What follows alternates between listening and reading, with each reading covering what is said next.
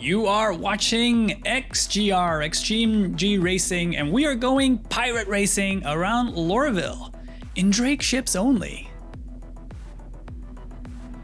Yeah, this is exciting stuff. This is a little bit quirkier than a lot of races we've done, but obviously it's this is a celebration of the recently ended Pirate Week.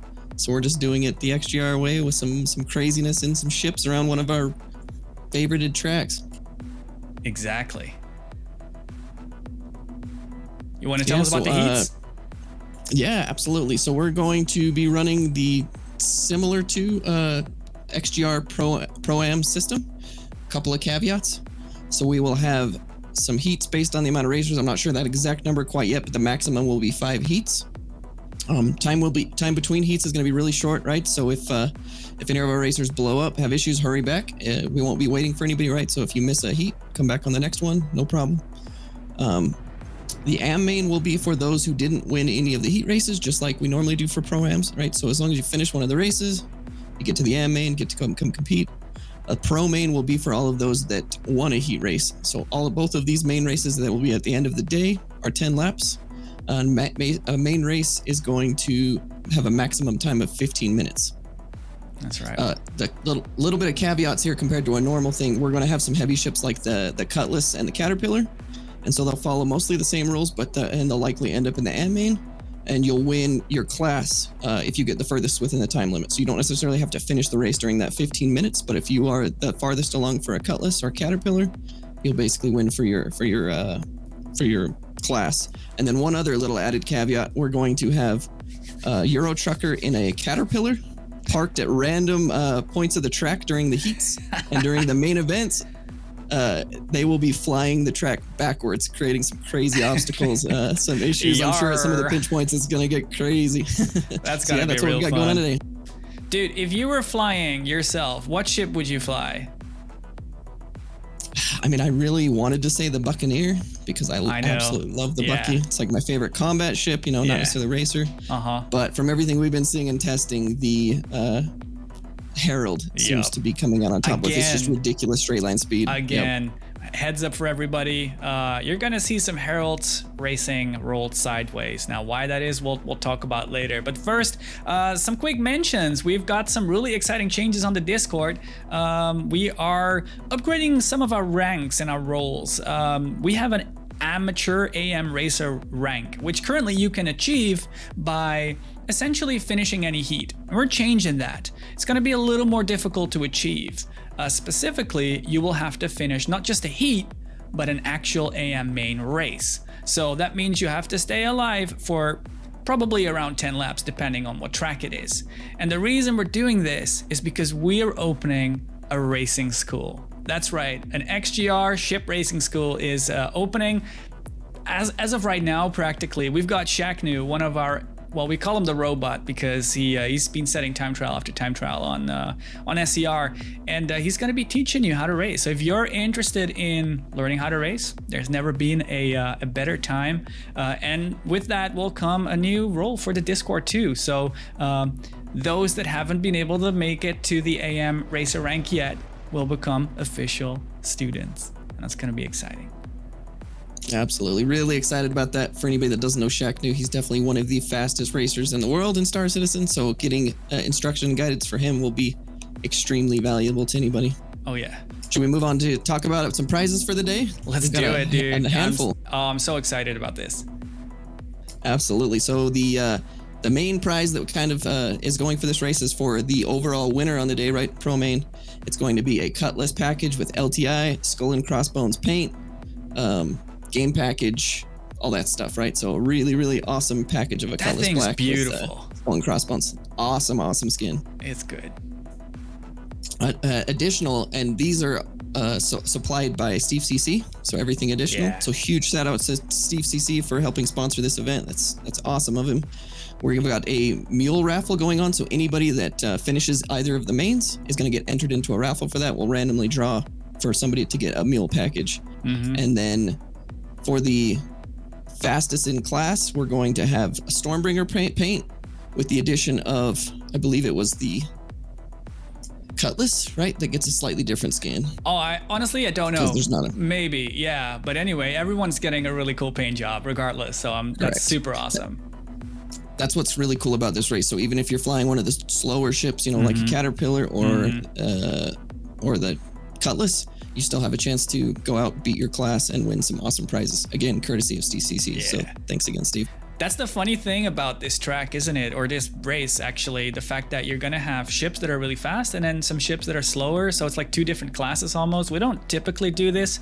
But with that said, let's actually take a look at the track layout, the track map. We've got an overview here for you that will make it really clear. We're at Lorville, and this is one of our classics, really. Is this our first planetary track or second planetary track? I don't actually remember. Technically, I think Metro Loop came first, right? So I think this may be the second track. Yeah. It's definitely an early one. This is one of my favorite because it's got all of these actual gates around that just make perfect racing opportunities, right? So when we got here, we were very quickly like, all right, you can make a really cool track here. So we start up top on the left there at start finish, and racers will swerve between two, we call them the cranes, before they make their way down to the drop. And the drop is really cool because you have to go underneath the, well, let's call them oil pipes, right? They got to go underneath the pipes. And that drop is serious because this is an Earth-like planet. So you've got the atmosphere to fight, but you also have 1g of gravity. So when you send your ship down, it takes a while to catch it, to make sure you stop drifting, and especially the Buccaneer, it's gonna struggle with that one. It sinks. We don't yet have the right atmospheric effects we kind of want to see in Star Citizen, which means that ships sink a little more than we want. So Buccaneers are gonna struggle through the drop. They make their way through some more pipes and then up to under pressure before they hit the Skyway. That's the back straight, and that one is really exciting. This is where you're gonna see the Heralds take a real sprint away from the Buckies, and it's gonna be really fun to see the Heralds probably on their side again, because here's the thing with the Herald, right? They don't like rolling. When they're going fast, they're like a torpedo, don't like rolling, and so sometimes it's better to just stay on your side. So it's gonna be really fun to watch that as all the racers are approaching brake check. None of these ships are good at braking, so it's gonna be interesting to see kind of what approach people take. Some people might go a little wider, some people might keep it slow, but you know, you don't want to rear end the opponent, so we're gonna see how that goes. Out of brake check, really dangerous section coming through these tunnels, I like to call them. Very tight geometry before going through a pipe and then hitting another kind of straight, we call it homeward bound, onto the final straight, and it's gonna be awesome. We've got excellent camera footage today on all of the turns, so it's going to be a lot of fun to cover the track. Can't wait. And while we're talking about that, let's talk about not just the cameras and all the track and stuff, but let's talk about SCR, because oh my god, they've done so much. Diplomat specifically. For those that don't know, scr.gg, you go to that website and you can find everything to do with Star Citizen racing, time trialing, all of our tracks, everything. But they're also providing us with the tools to do all of this in real time and give you live timings on screen, results after the race. It looks incredible, and they've worked really hard behind the scenes to upgrade their systems to make it even more cool. So I can't wait for that. Don't you think how lucky we are to have those tools? I mean, absolutely. Like Heat 1 starts in 5 minutes. The setup you have to do for like creating tools like this, even if they're just kind of scuffed versions, like we've kind of done some things before, is a massive effort. So having somebody that's literally a professional doing this in all the right ways is absolutely awesome. Yeah, and shout out to so Diplo good for all too. the work he does. Yeah, so good. Oh absolutely. Man. So all right, let's talk about today. Let's talk about some predictions. What do you think is going to happen today? What ships are going to win? Who are you eyeing out? What's going to happen? Yeah, I think obviously a Herald is probably going to come out on top. I mean, you never know. The Herald is going to be tricky to navigate this track, especially some sections where you come in with a massive amount of speed. Yeah. And that Herald does not like to brake. It basically has no retro, so the way of getting it to brake is kind of rolling sideways and then actually pitching back and basically using the aerodynamics to slow yourself. So like some things like the end of brake check, coming back into that loop is going to be really tricky in the Herald. And there's a couple other ones that are going to be really tricky. Yeah, exactly.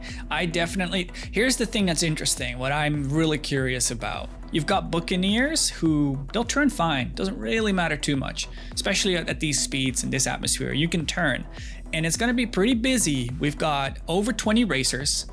Some of these are really new racers. Some of these are CIG devs. I know that the Arena Commander team sent a bunch of their dudes over to come and race with us, which is really exciting. And I don't know how experienced they are. So it's going to be really interesting to see the different skill levels come together. And then if you're racing a Herald, you don't really turn away too quickly. It's very difficult to avoid other racers. And this is where the Buckies, who are slower, have a one-up. So I'm really curious to see how many professional racers, let's call them, are going to be patient enough with their Heralds not to torpedo into somebody else. That's one thing I hadn't even thought of too, is the Herald versus the Caterpillar going backwards on the track during the main events. Oh my God. That could get very, very tricky for Heralds to navigate, because you really have to set up in advance and plan your turns, plan everything in advance, because it takes so long. Yeah. So having it suddenly come around a corner and oops, there's a Caterpillar there, and I've got no brakes, could get really, really dicey. Oh my God, so true. So again, right, for the heats, it's stationary, and we don't know where it's going to be. It's going to be in a different location every time, and that's in the spirit of Pirate Week. We're a little late with that, but you know, it's still themed. So it's going to be really tricky. Quick mention for everybody, while we've got you, if you want to race, if you're interested in joining XGR, it's really easy. Anybody is welcome. Just go to racexgr.com/Discord. It's at the top of your screen. You can see the URL right there. Come and join us. Anybody is welcome to join. We see many new joiners every week. We've got a race school opening. And if you're a professional and you've been doing Arena Commander time trials forever and you feel like it's a little boring on your own, well, this is your opportunity to come into the live PU and come have fun with us. So what would you say? Let's take a look at the track. Let's see who we've got lined up and see how ready we are. We heard the call out for the first heat coming very soon. We've got 48 seconds left. I can't wait for this, dude. Yeah, me neither. This is going to be really, really exciting, especially with, like you mentioned, some people that we haven't necessarily seen race ever before. Yeah. So there could be some surprise actors out of this. Interesting mention, or an important mention rather, is the fact that it is a standing start. So everybody is landed, and Luigi, our race director, is going to kick off the race soon for heat number 1. We've got 4 minutes as a maximum race time that racers have to sort of abide by. The heavier ships may not finish in time, so the rule there is that the leader of that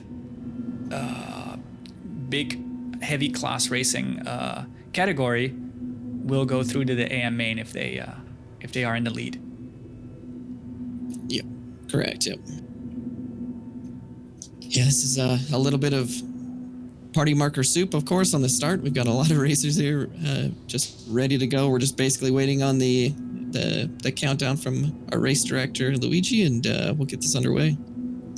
I think this is really interesting. The group isn't as large as I expected. I think a bunch of people were blowing up practicing. So we might actually see a few of these guys not ready. I only see one CIG def in there ready already. The others are probably still making their way down, and that's okay. That's why we have all these multiple heats. So there's always a chance for you to come back and try again. Yeah, correct. Yeah, I'm seeing like probably close to 9 or 10 party markers off screen, so I'm assuming at least a few of those are racers making their way back down. Any minute now, we will see the racers take off, and we're going to follow them around for 2 laps. If you take a look at the far, I guess it would kind of be the outside compared to the first corner. There they go, Ty. They're off. No surprise that Shaqnu is in the lead. He started really close to the front. Data Machine is one of my favorites too. I expect him to do well. Let's watch them all go through the cranes. DJ Bunton and Quelsar right off the line. Valos as well. DNF blowing up on the cranes. Yeah, Edwin Jarvis. We've got Shaqnu in the lead then. We've got Edwin Jarvis right behind him. They're going up to these back straight now. Really excited to see them whip past across the dunes there because it's such a beautiful place.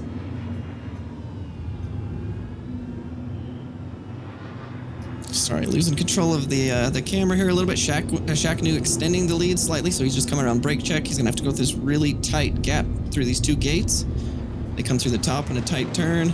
Edwin, Jarvis, and Data Machine. Data Machine actually overtakes Edwin Jarvis. Connor Riznick in 4th right now. That's Looks awesome. like we got Neojet in 5th.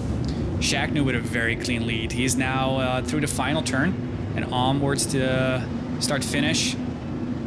There he goes. Look at them. Sideways rolled to the left. I haven't seen him roll off sideways yet. This is an interesting topic for CIG to tackle too. We've got, it's an interesting one, right? Like, where are your stronger thrusters? Which thrusters are the strongest? And then what happens if you roll? Because it changes the entire dynamic. So how do you avoid cheating the system, right? Right now, the Herald is definitely cheating the system. Too fast if it means it's beating racing ships, wouldn't you say? Yeah, absolutely. I mean, apart from if you have a very, very tight, constant corner track, if you got a lot of straightaways, its speed is just absolutely ridiculous. Yeah, that's right. Shaqnu across Skyward or Sky Lane? The Skyway. Skyway? It wouldn't be me if I wasn't making name mistakes. Do we know? Got Edwin and Jarvis that's secure in 2nd with a pretty big gap. Connor Riznick in 3rd.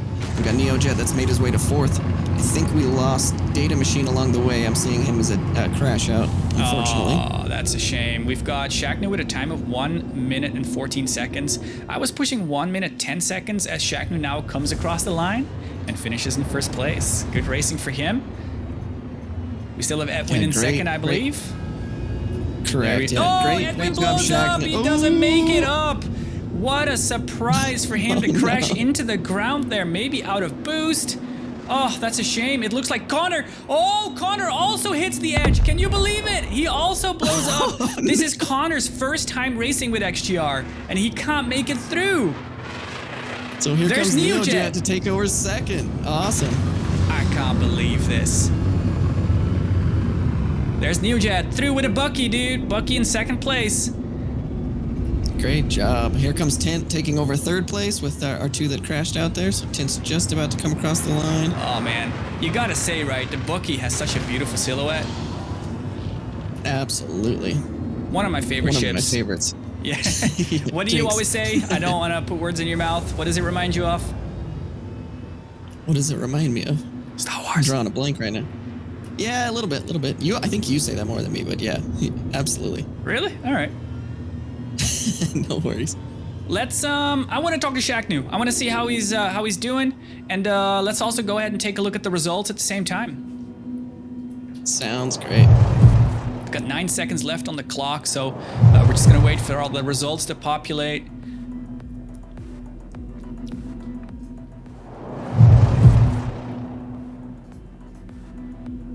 Look at that. Prime coming around in 4th. Unfortunately, didn't quite make it across the line in time, but was still keeping it together in a cuddy. That's amazing, though. Shaqnu in 1st place, 2 laps, 2 minutes and 30 seconds. So that puts it about 1 minute and 15 for both. Yeah. That's a pretty good lap time, especially in a racing situation. Congratulations.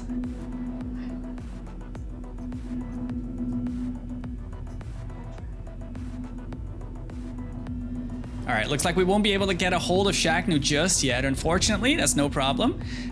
We will try again in just a minute, but congratulations to him.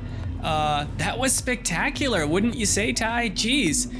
Connor almost finishing in 3rd place, let's say, on his very first attempt at an XGR race. Doesn't make it. The same for, who was it in 2nd place, remind me? So much happened. Connor and Edwin. Edwin, of course. Edwin, one of our favorites, really putting in the time too. But that's impressive. Neojet then coming in 2nd with the Bucky, and Tint in 3rd. And that's all the finishers we saw. But what does this mean for 1st place? Yep, so Shaqnu, which I will say is the least surprising thing to happen with this heat race. Shaqnu will sit out from here on until the pro main comes around, right? Since he won this heat, he will go to the pro main in his Herald. Exactly. All right, let's try again with Shaqnu. Shaqnu, congratulations, dude. Winning heat 1. Tell us how this was for you. Thank you. Yeah, I mean, yeah, I've been practicing, and yeah, I've been very impressed with some of the newer racers like Connor. Dada has been showing me some really tips and tricks on how to fly this thing. I don't even know if I want to call it, but yeah, it feels good. Is this It's the real first time fast. running a Herald for you then? In a competition style? Yep. Yeah, definitely. Oh, Feels that's like brilliant. like a F1 racer.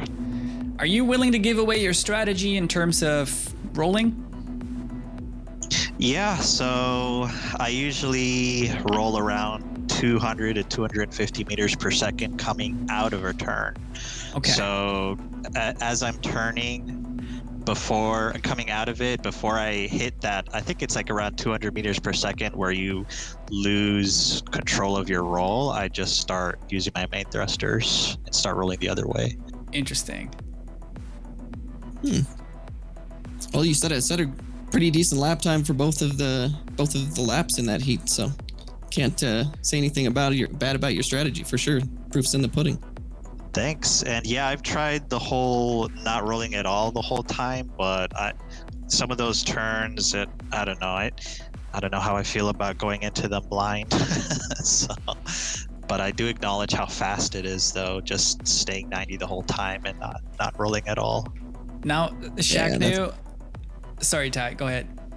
No, I was just gonna say, yeah, that's the tricky part, right? Pitching up on those corners like that is no problem, but pitching down into the darkness, it gets a little sketchy, especially the way this track kind of lays out in some of those specific corners. Yeah, definitely. I was gonna say, I see no better opportunity than right now for Shaq New to pitch his racing school. Have you got some words for us, Shaq? Oh yeah, for anybody interested in getting serious about racing and learning how to race with XGR or just racing in general, we're going to have class sessions twice a week. Based off the survey results, it's going to look like Sundays and Mondays to cater to two different audiences. So if you can't make one, hopefully you can make the other. And if you can't make either, I can do one-on-one sessions with you, but they're going to be divided up into 4 different classes. The first class is going to be focused on hovering and decoupled, landing and decoupled, flying and decoupled, turning and decoupled. So just flying and decoupled in general. Second class is going to be focused on TVI crosshair management and racing lines and all that stuff, not overspeeding. Third class is going to be focused on being a competitor, so basically overtaking and just racing with other racers around you, which can be very scary for some, and not tunnel visioning. And then the fourth class is meant for the more elite racers, and it's really just about optimizing everything and yeah, just cleaning up everything, and yeah, just I guess flying like a robot. That's brilliant, dude. No, and you do a good job at it. So you're gonna have to sit out now. You have secured a spot in the pro main. You think you got enough practice to be able to spectate for now and still do it? Still perform? Yeah, I think so. I'm definitely gonna take it a lot easier in the mains and try not to die, and I think I'm gonna spectate from Euro Truckers Caterpillar. So yeah, it's gonna be a good time. All right, man. Well, we can't wait to see you perform in the pro main. Thank you. Yeah, good luck. That's great. Always nice to talk to Shaq New. Since he's joined, he's just been nothing but a force to be reckoned with in terms of putting in practice and just really improving his skills so quickly, wouldn't you say? Yeah, for sure. He's definitely, I remember the first race he kind of came in at Pro Main. It wasn't that far after he showed up at XGR, right? It was just so out of the blue. I was like, wow, this guy's really good.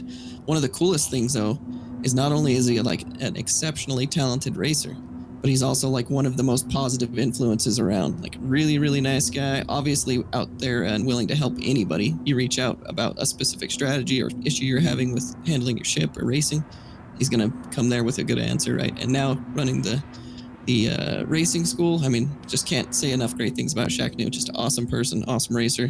Glad to have him around. Couldn't agree more. Looks like we've got about 8 minutes to the next race start. So we're gonna keep chatting and wait for all these guys to show up. We're seeing a few new names that weren't there in Heat 1. We've got Rolvarez here in the Herald. Lots of Heralds out here. Everybody wants to win big, right? So I have Sorry, go ahead. a big one that just occurred to me. Did you see a caterpillar anywhere? I didn't. Yes, there was. Euro Trucker's cat was kind of in the under pressure zone, so making it so that they couldn't stay quite as low coming up out of that corner right underneath the first pipe. So that's definitely brilliant for those guys to watch out for. Yeah, that's brilliant. We're gonna take more effort to keep an eye out for Euro Trucker and the Caterpillar. Big thanks to Euro Trucker as well. Whoa, as we see Shagnu fall out of the Caterpillar. No, he's still on. He's still on. That was network. We're still there.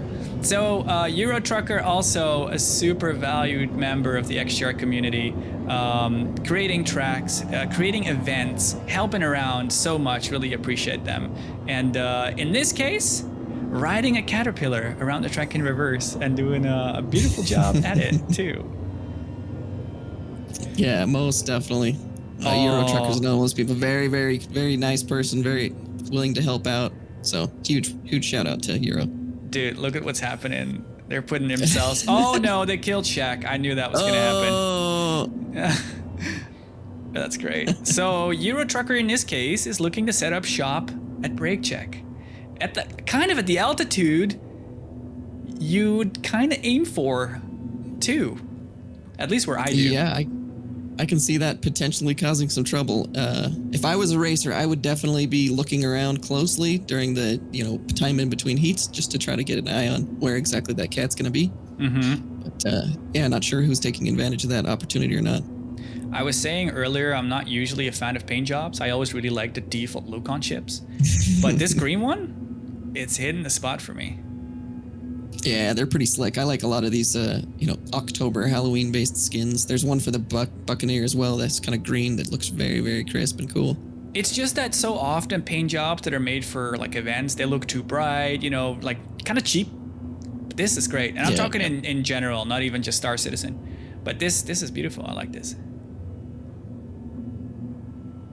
Back to Heat 1 really quick. One thing that actually impressed me right off the gate too was actually seeing Cy Prime and that Cutlass almost make it. Like he was only about straight away. So that was a lot closer than I thought as far as time-wise to get that cutty around the track in the 4-minute limit. That's brilliant.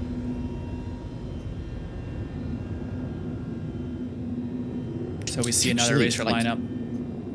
I'm trying to spot some of these, right? But sometimes it's a little tricky to identify ships, but like we mentioned, seeing a lot of Heralds, but we do have some Cuddies there. We've got some Buccaneers. We definitely have a few different ships rolling in here. Yeah, it's primarily, let's count. 1, 2, 3, 4, 5, 6, 7 Buckies. And I'm seeing 1, 2, 3, 4, 5 Heralds. So it looks pretty balanced. Yeah, we haven't seen a Caterpillar as of yet, so I don't know if somebody was planning on bringing one, just haven't quite made it down, or that's quite a shame. Nobody's really willing to take the risk. You know what's funny? Data Machine made me aware of this. Some interesting lore for those that don't know, and I can't tell you all the details, but there is actually an in-lore Caterpillar race that I would love to kind of lean into at some point. What a cool idea to have sort of like a Caterpillar, but then like completely stripped-like, so it's like basically just a hull. Can you imagine how cool that would be? It's like truck racing. Yeah, it definitely could be really, really cool and very different from what we typically see. So I always like getting some variety and just some crazy different situations and potentially crazy results, right? None of these guys practice in some of these ships very regularly, right? So you're not necessarily seeing maybe the best of their piloting skills in these kind of random ships that they may not even fly playing the game, let alone actually practice on racetracks. Mm-hmm. Yeah, that's awesome. Again, a big shout out to SCR and Diplomat. Diplomat is racing. I'm very pleased to see that. Look at those amazing UIs on the left top of your screen. We've got countdowns, we've got world records, and while we're racing, you can see fastest laps and the gaps between different racers and all that. And it's just incredible to see this. And I cannot wait for the moment that this sort of stuff is in-game, right? This is just made for Star Citizen. Most definitely. Yeah, if we had a lot of this just implemented in the game with some auto tracking, layable gates, stuff like that would be absolutely awesome. Big shout out to anybody that is not familiar with the racing scene completely or is kind of new around here. Diplomat is also racing in this event. He's a very talented both ship and ground racer, right? At one point was leading the Stanton Cup and then has won several of like Atmos ground racing events and stuff. So not only a really talented programmer and, doing all the stuff he's doing with SCR, but also a really talented racer. And an awesome guy in general. For sure.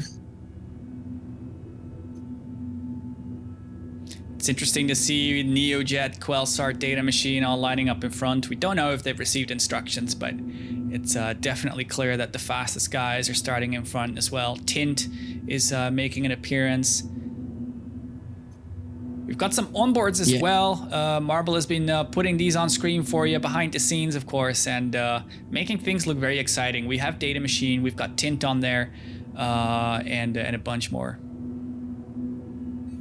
Yeah, always cool to be able to kick over and see the perspective of the racers as they're going at it. Hell yeah. See kind of what they're going through as far as even just visibility, right? Even at good lighting conditions, this track on Hurston can be tricky, right? Lots of shadows, not exactly a bright light, a light bright track, even with the sun up pretty high. So that can be tricky also. Oh yeah, and I can guarantee you, dude, we are gonna lose the sun. Yeah, well, most definitely. So we might end up doing some night racing.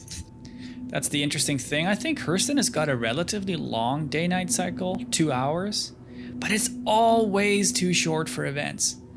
And like considering that this is the longest, right? Like I can't wait. Like fingers crossed personally that CIG will make the days and nights a little longer because they don't have to be this quick. I do understand you kind of want to experience day and night in one play session, let's say, but it's just too short. Yeah, Star Citizen, just like some other games that you can, fly down to planets and stuff, it seems like whenever you're trying to go somewhere and do something, whether there's a mission, whether it's practicing a racetrack, it's always night. Yeah. But it's weird because, they're not that long a cycle, right? So the sun will come up on you, but it just, there's that funny perception that you have, like, oh man, it's always dark everywhere I try to go. Yeah. Well, there's more time where it's too dark, and there's only a little time where it's light enough, right? Because even when the sun's low, even now, like look at that sun in the background there, it's already pretty dark down here, especially with the contrast. Yeah.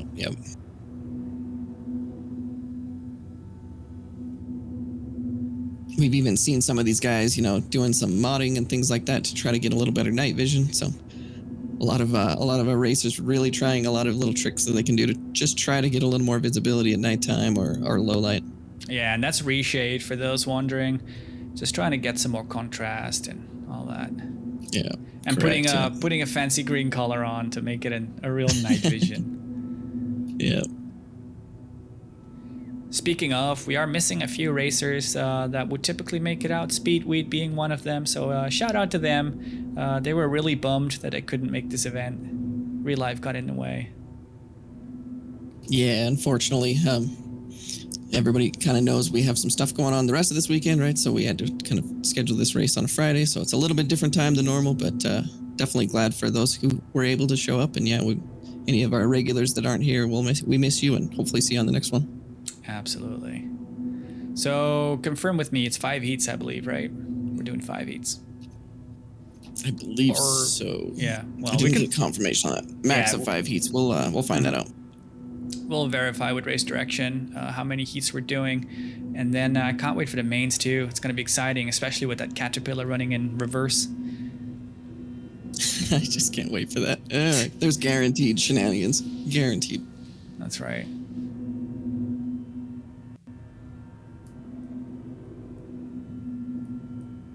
It's honestly, that's one thing that's cool about this, right? We might have a couple of like the early heat winners that kind of would maybe be a shoo-in for a win without some serious mistakes or something.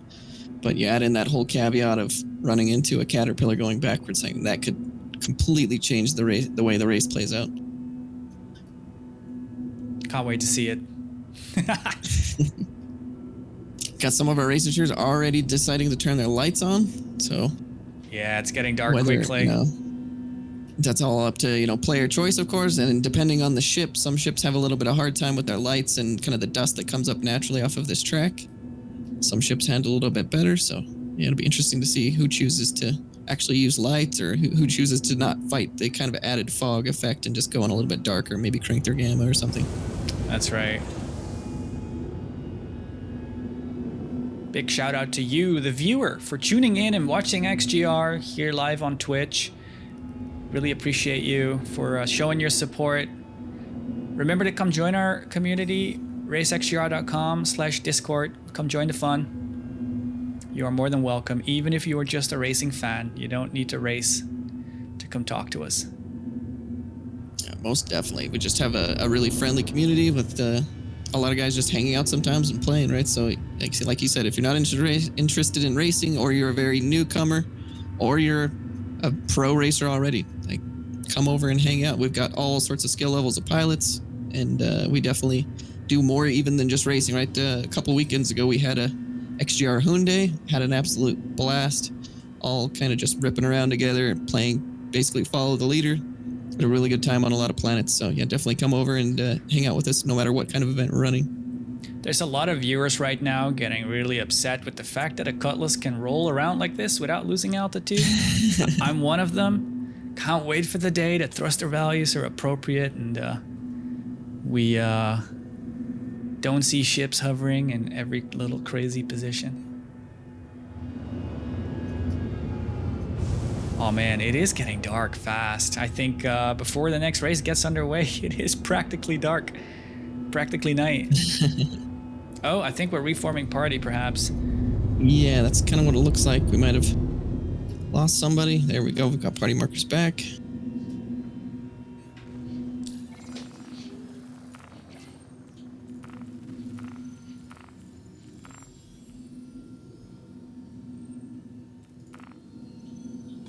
There we go.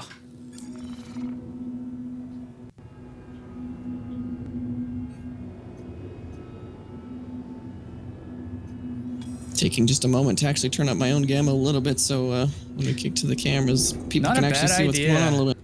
Not a bad idea.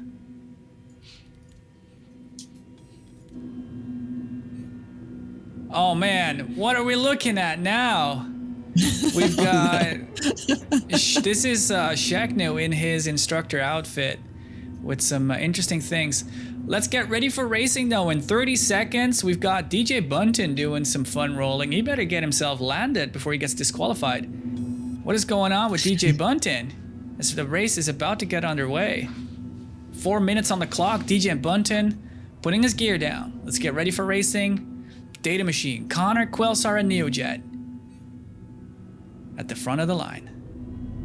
Yeah, really expecting things out of Connor. Also, Edwin Jarvis, Data Machine. There's several other really, really fast racers, even that I mentioned, right? So expecting those guys to be battling out now that Shaknu is out of the picture until the Pro Main.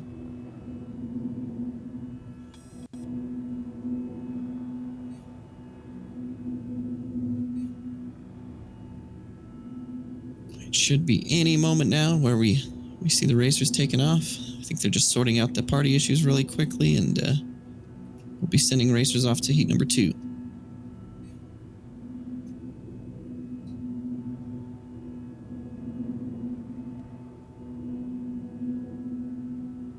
The racers will be so nervous sitting here, ready to go. I remember from myself, you're trying so hard not to push anything. You don't want to take off.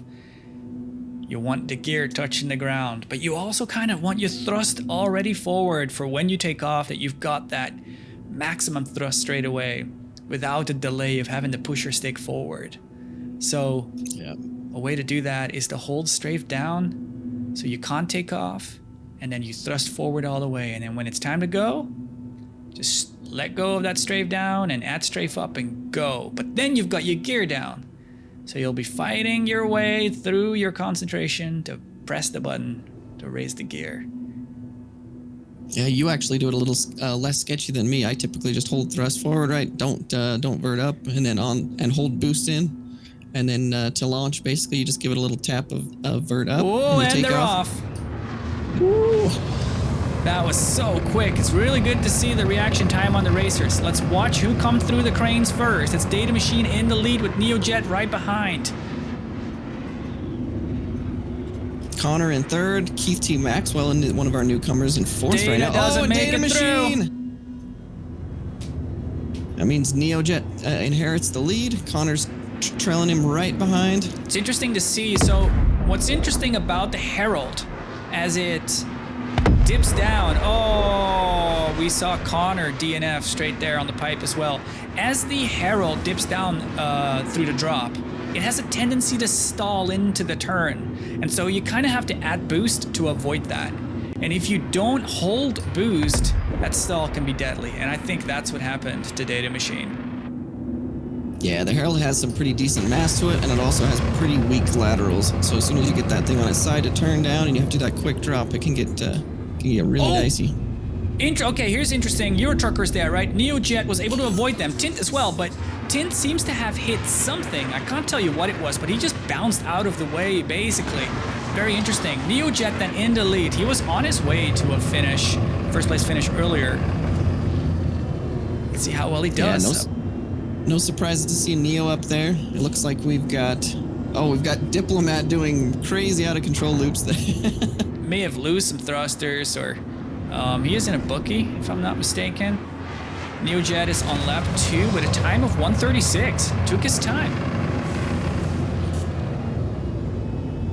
Yeah, stayed out of trouble. There was a lot of other racers that got in trouble that first lap, whether it was dodging that cat or clipping the side of something, having trouble on the drop. It looks like we got Quelsar in second, Tint in third. There's a big gap between these guys, so I think some of these racers had issues. I mean, most of them look like they have it so far, besides possibly NeoJet. Lots of DNFs, yeah. So we're watching NeoJet make his way onto the back straight. There, we've got some night vision now from Luigi, our race director. Tint right on the tail of Quelsar for second, so that battle is really hot at the moment. Tint actually overtakes him. During under pressure, they're getting set up for the Skyway. Tint going really wide. Quelsar keeping it a little bit up. He kind of drifted wide, though, even trying to keep it tight. So Tint at this point is ripping away.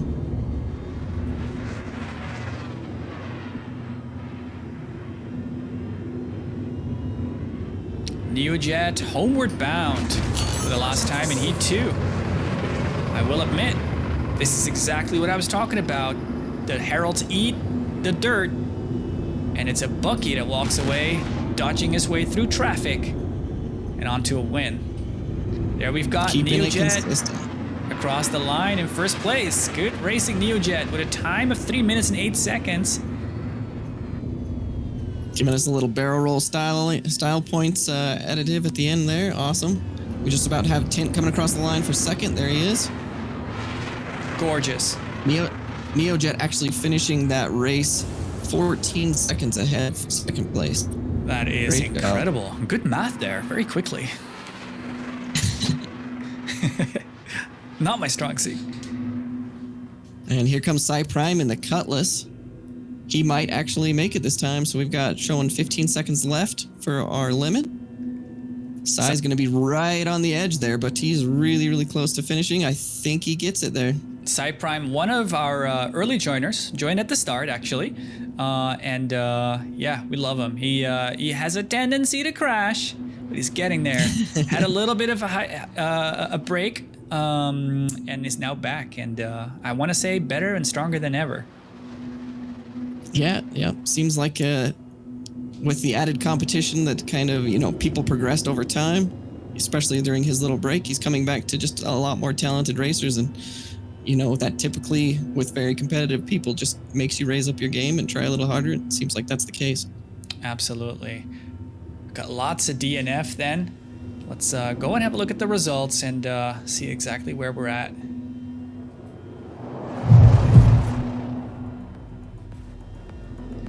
Got NeoJet in first place again, 3 minutes 8 seconds and 2:51. Do you remember from the top of your head what Shacknu put down with the Herald? Asking the tough questions. Wasn't it a minute 50? I think he was 3:15, if I remember right. Somewhere around there. So I think Neo actually finished a little bit quicker this heat. Interesting in this is our third place finisher with the fastest lap of 1:43. So we didn't really see any too fast laps, but yeah, I guess this is, you do see about 20-second difference between a Herald and a Bucky, I want to say. Yeah, probably somewhere around there. That seems about right. So we see two CIG devs there in 7th and 8th place, DNFing. It's always great to see them join. It's super exciting. And I hope that we can kind of get that racing blood boiling, you know, get them excited and wanting more. Yeah, that's always the hope. It's just like with any regular player and stuff. Typically, people will be kind of iffy and maybe even sometimes scared of like trying to get at least semi-competitive racing. But we've seen so many people that came in, you try it out for the first time, you get the adrenaline rush. It's so much fun, and then you're just hooked. Yeah, it's a wonderful thing. So true. We're gonna check in with NeoJet and see how we experienced that run, and specifically, I'm curious if he had anybody in front of him. Congratulations, NeoJet, on winning heat number 2 in a Bucky. Push to talk. No, okay. Yeah. Yeah, I was talking now in my stream about the chip selection. I couldn't training for that, and I was very scared of the Herald. Did you have any racer in front of you during this run? Did you see anybody eat the dirt? Yeah, I see 2 Heralds, but one. No, sorry, I see one. Yeah, 2 Heralds over me, but after in the first corner under the pipe, I didn't see them. Yeah, Data Machine blew up on the drop. I don't know where the other Herald went, but that was a great performance. What paint job are you running? Sorry, what do you mean? What paint job do you have on the Buccaneer? This is the new green ghoulish. I just take it for the event. Excellent, beautiful. That's a good one. Yeah, no, but it's that the Bucky. I was flying with that one, making some PvP. I like the ship a lot. I just hoping some love for this ship. But for racing up for this, I couldn't train it. But I was I was thinking I need to be more comfortable with this one than the Herald. Yeah, the Herald. And now I think the Knight helped me. The Knight helped me a lot. I was listening to the explosion on the back, like don't look back the explosions, like a cool guy. That's brilliant. Then let's see. I see that the time of Shaknu is no sense. Then my only chance, and this is what I beat everything, is 10 laps. He has a Herald, I have a Bucky. Let's see what happens. Yeah, that'll be the trick, right? Just being consistent over 10 laps, which is going to be a long haul on this course. Yeah, that's my point. This is where I was trying to thinking because I already know that there is a lot of seconds slow the booking respect against the Herald. Now I wanted to ask you, Neo. You approached me earlier today. You do a lot for the racing community and kind of highlighting it to the rest of the world. You speak Spanish yourself as well, and we've got the racing school. Ground school material now as well, and you offered to translate that. So I wanted to say thank you, and I don't know if you have any words, maybe for Spanish fans or other non-English speakers, some words of encouragement maybe. Yeah, you're more than welcome, and yeah, that's the point. If I start to do something outside of just training for the rest of the people, is because I mean the rest of us that we are doing a lot of things like Shaknu, you both. It's like sharing the passion of this, and in the part of my Spanish people, I saw very stopped, not too much move on the rise in respect of the Spanish people, and just I'm trying pushing, speaking everyone. I like someone speaking about his religion all the time. Right. Anyone that go inside my Spanish organization, hello, how are you? You are a new one. Yeah, okay. Do you like the racing? That's brilliant. That's awesome. But anyway, yeah, it's a pleasure. I think we all of us. This is a hobby, but we are enjoy a lot with this thing that we are doing. Absolutely. Well, I wanted to say thank you and congratulations on winning heat number 2. You have secured a spot in the Pro Main, and I can't wait to see you push the Bucky to its limits. Thank you. I'm just very happy to that. Brilliant stuff. Yeah. Yeah, great job from him. Hell, if he goes ahead and wins the Bucky class, he can add a blue and white skin to his collection as well. So I wouldn't mind having one of those. I like those. I really do. I have one for the Herald. I ran that during... Did I run it for the Crux Cup? I may have actually gotten it later. I don't remember. Yeah, I did. Somebody gifted me it. I think it was Data Machine. Yep, and I was running it as well. Like, that's... I'm not a big fan of the Herald, but the Herald with that skin is pretty sexy. Still, we see Shaqnu with the ever skeletal animation bug. And just some excellent. talented belly dancing. That's some very good flexibility. Hey, we got to remember, we're playing an alpha game. We will be for a while longer still. And that's all right. We see a bunch of new racers lined up with 2.5 minutes on the clock. Heat number 3. DJ Bunton with some rolls. At some point, we're going to have to talk to DJ Bunton and ask about all his colleagues and where they are. Yeah. Maybe he's just brought support. A good time, though. Yeah, maybe. Yeah, absolutely. So Connor, hugging the inside line there on the right, his left, new to the community. A big welcome to him. We've got Quelsar as well. Now, you'll have to remind me, Ty, but I think they might be a first-time racer as well. Yeah, I believe so. We've got Valos, who I've not seen active in chat, but I think also a first-time new racer. We've got Keith, Keith T. Maxwell in the back there, also a new racer. Many new racer joiners today. That's awesome. They've been chatting away in the Discord as well. And we've got Cyprime in the back. Looks like he's running the Cutlass still. And what I think is interesting is that he is playing it so safe. Why do you think he chose for a Cutlass this time? I mean, it could be a variety of reasons, right? Trying to do something, playing it safe a little bit, or trying to do something different and go for that class win, right? Yeah, not trying to say this is necessarily his mentality, but if he thinks that maybe there's several racers that can win, right, or that he can't beat, then he might choose, let's race a different class and still come out with a prize, So it could be a mix of things. I was thinking it too, I'll be honest. Now, remind me, do you know what paint job this is? He's got some skull decals on there. Yeah, I apologize. I don't remember the name of it, but it's like a fiery red and orange kind of skin. That's great. And it looks very, very cool as well. Kind of like this, just like the Skull and Bones does. Very, very cool skin. Very beautiful. We've got 42 seconds on the clock. Very excited to watch the next heat go underway. Heat number 3. Just got an word from Race Direction that it looks like we are doing 4 heats with the amount of racers. So we'll have this one and one last chance for everyone to qualify for a pro main or to finish out so they can get into the AM main. Brilliant. Data Machine starting up in the mix then. Again, one of our fast racers, but for me personally, Data Machine is creating a reputation of getting mixed up with people a lot. More than he'd like, I'm sure. Yeah.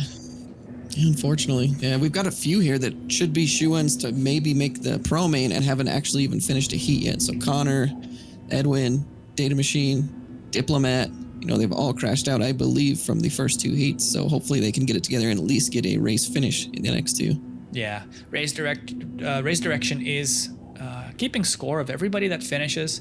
Because again, to remind our new viewers, if you don't finish any race, you don't qualify for the AM main race, and yeah, you're out. It's time for some more racing school. Yeah. Yep, time to either show up at racing school or give Shaqnu a PM and say, hey, I need some help. Oh, and we are off for heat race number 3. Connor to a very early lead going into the cranes. Looking at everybody weaving Data Machine through. second, Edwin third, Diplomat fourth. So yeah, a lot of the heavy hitters right at the front. Connor struggles with the dip. Didn't make his way through, but Data and Edwin are through. Connor now as well. It's actually, Connor beats the dust, trying to come through the tunnel. Now we're going to watch 2 Heralds go head to head. Edwin Jarvis chasing down Data Machine. Let's see if they can keep it together. Yeah, Data with a nice, comfortable, maybe 2.5 right now, so he does have a little bit of breathing room. We'll see if Edwin can keep pace with him or if Data will just continue to run away a little bit. It's all about boost management here too, especially with the Herald. If you're doing it right, you can save your boost for the straights. But I can imagine, especially if you're Edwin and you're behind Data Machine, you're going to be spending more boost trying to catch up a little bit. which typically only costs you time. Yeah, definitely. And it's really easy when you're telling somebody to just try to push a little harder at certain sections. Maybe if you think you're closing a little bit, you'll hold boost a little longer, and that can throw off your entire boost rotation for a lap. Throw off all your timing. Data machine is through start finish. We're going to keep an eye on Edwin Jarvis right behind. Let's watch them go through the cranes now. We keep our eye on Data Machine. Let's see if he can keep it together. He does keep it together. And Edwin Jarvis looks to have made up some ground. Data Machine, I want to say 200 meters between them. Yeah, Data Machine just going through the drop. He kept it clean. Edwin, has definitely closed on him since we were last looking really closely at timing. We'll see if maybe he's just expended a lot more boost and Data Machine's got more saved up for the Skyway. Yeah, that's a good one. To see how the gap ends up there. It's always interesting with Star Citizen Racing to see the dynamic between the gap, growing and shrinking as people have different boost strategies. Definitely. And there's, like you mentioned before, there's a lot of nuances. It's not just hit boost every time it goes to 100%. There's a lot of nuances to where to apply boost, how to apply it, and getting the maximum velocity and distance, during that time of boost cycle, like you mentioned, the straight specifically. 5.9 seconds was the gap. We saw that in the bottom of the screen. Again, SCR with the incredible overlays. I'm so impressed with the graphics too. 5.9 seconds. That's a lot. It looked like Edwin Jarvis was a little slower on brake check as we're watching Data Machine. I was just talking about him. He kept it clean. He stayed out of the mayhem, and he finishes in first place. Yeah, so good luck actually for the first two, because correct me if I'm wrong, but I believe this is Edwin's first finish, so he will qualify at least for the AM main at this point, which is great news. I believe so too. Good racing for both Data Machine and Edwin. Really fun to see two identical ships run it in a battle that close. I see a lot of DNFs. Got a feeling we've got no one else running, and I was looking for Euro Trucker. Didn't see them. Yeah, I didn't either. Oh, there they are. There they are, out of the right tunnel. There at the end of, That's right at the end of Under Pressure. Yep. That's great. I gotta say, man, I do enjoy the racing in the night. We've got 28 seconds left on the clock, but no racers left. I think it's time to look at some results and see exactly where everyone ended up and talk to Data Machine. Let's see how we did. Sounds good. We've got results that aren't updating, so that's an interesting one. We will check in with the results in just a second again. And in the meantime, we will talk to Data Machine. Data Machine, you kept it clean, out of the fray this time and coming in first place. Congratulations. Yeah, thank you. Did you It was a little bit of a struggle through those first two, right? But you kept this one nice and clean. Yeah, that first race, the front line was looking really crowded, so I took like a third line back. And right off the start, I had a Bucky get right in front of me, so I had to hard dodge and lost a whole bunch of speed. And then at the last gate to turn up to the start finish, I made a mistake and ran into the gate there. And on the second race, the nighttime just really threw me off hard. And like you were saying on the stream, I got a little bit too slow and it tried to stall on me and I lost control and couldn't recover before I hit the ground. It's such an interesting mechanic, that, isn't it? It feels, I mean, I don't want to say I've stalled a real airplane because I haven't, but I mean, I've got some idea because of flight simulators, and for some reason, somehow CIG has got that really well down, where you'll roll into a turn with low speed and you do something wrong and that left wing just stalls on you and you just end up flipping down, and it's such a nasty feeling, isn't it? Yeah, I don't know if they did it on purpose or it's just a happy accident, but I think it adds a lot of interesting dynamics to this ship. That's right. Yeah, that's interesting. So it looks like you completed the race in 2 minutes and 46 seconds. Fastest lap of 1 minute in just about 23 seconds. Slightly slower still than Shaqnu, if I'm not mistaken. Any strategies you'll be applying for the Pro Main? Hopefully it's night or it's daytime by then, but probably not. I was definitely taking it more conservative. I was pretty confident I was faster than all the other Heralds out there, so I wasn't trying to push it really hard, just trying to finish. Right, okay. Well, I look forward to it. Good luck for the Pro Main, and can't wait to see what you'll do. Thanks, looking forward to it. Beautiful results. Oh, you know what? We are actually looking at Connor. I hadn't noticed. He's running that blue paint job. Oh, nice, nice. So is this Icebreaker or Stormbringer? I believe this one's Stormbringer because it has the black with it as well. Yeah, gorgeous. So you mentioned you're not a big fan of the Herald. In what sense are you, and in what sense are you not? I mean, I like how fast it is, but I'm typically the kind of guy that likes really small filling ships with lots of agility, can turn really easily, stuff like that. That's like why the Razor is my favorite ship. And this does not feel like that at all. It wants to go in a straight line, does not want to roll, does not want to turn, of course does not want to yaw. So it's tricky, right? It definitely, like, I'm not taking anything away from it. It's a tricky ship to fly fast. These guys are doing an awesome job, but if I'm just going out for a day of fun hooning or something like that, I don't think the Herald is what I'm choosing. No, I get that completely. It makes absolute sense. For me, it's like, I like weird chips, you know, chips that have something wrong with them. And I feel like the Herald's got a few things wrong with them. But for those that have played Elite Dangerous, you know, the Diamondback ships, the interior of the Herald is exactly what I imagine from a ship like that. And there's something about the interior that just makes me feel like, yeah, dude, I wouldn't mind getting lost in the black with this interior. I don't know what it is. It's the most scuffed up Drake looking ship you can imagine.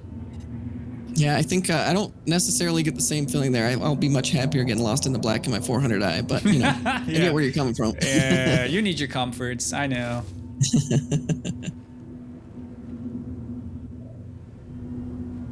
Looks like we've got about 6 minutes for the final heat number 4. Can't wait. Seeing Euro Trucker move the Caterpillar across the track here, so we'll see where Euro sets it down at for this 4th and final heat. Really fun to just add a little bit of dynamic to our typical Pro-Am format.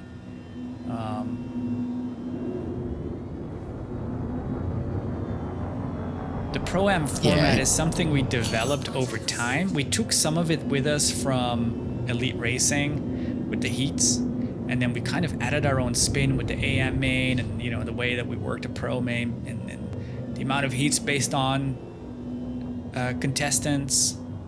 I really feel like we've got a really good system down now. Yeah, I like our different kind of styles of race. Like you mentioned, we've tested a lot of things since the founding of XGR, lots of different race styles and formats and setups. But yeah, ended up after testing a lot of things and taking a lot of inspiration from what we did over in Elite Racers, and then also taking a lot of inspiration from real life racing events, you know, car racing, motocross, supercross, stuff like that. A bunch of different things combined. I think we've landed on a really fun format that gives people enough time to actually be on the track and race, but not so much that it gets absolutely ridiculous. So I think it's a nice amount of time getting to actually race with others. This one's going to be fun. Yeah, I cannot wait for this. Yeah, so this is coming out of brake check. There's 2 tunnels to go through. This is the final one where you have the fewest room and where you are most likely not going through the top gap because you're in that downward vector. So I'm going to call it, dude. There's going to be at least one explosion here. Yeah, this is a very tricky obstacle. Yeah, like you mentioned, you come up usually through the top gap in the first gate, and then you kind of swoop downwards because you're basically coming down low where you have to get under the pipe for the next 180 corner. So this is going to be right in the way. There's probably room for these ships to squeeze above and below, but it's going to get really dicey doing that. Especially with a Herald, you are completely out of whack coming through here. And if you're rolled sideways, you can't pitch up because that's now laterals. If you're not rolled sideways, well, you're probably fast and it's still going to be hard. So you might make it through, but then going through the next pipe, you're all out of whack. So I'm really excited for this. Yeah, this is a good point. A lot of these guys may be coming out of this sideways straight into that obstacle, right? And whether you try to yaw or you try to hit your lats really hard, it basically doesn't do any of those things well at all, like barely at all. Yeah, so, that's right. Yeah, avoiding that if you aren't very aware that it's there already, which, like I said, I hope some of these racers are taking the time to peek over and get a little bit of a heads up just because obviously they can. Yeah, fully expecting some shenanigans there myself. Again, a big shout out to Shaq New, who is wearing his instructor outfit in prep for race school. It's brilliant. No promises, but I believe we are starting the first lessons this weekend, maybe Sunday, but no promises. The best thing to do is to go onto racexgr.com/discord, join the community, and find out. We will be making all announcements there. Yeah, any of those here that are participating in that, which I'm sure there will be many. I'm sure Shaqnu is watching this very closely to get an idea of you. So you better put on your best show. You know, we've got... give a bad impression to the teacher.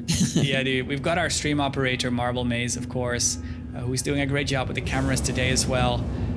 Joining the racing school. She has already dabbled in the verse.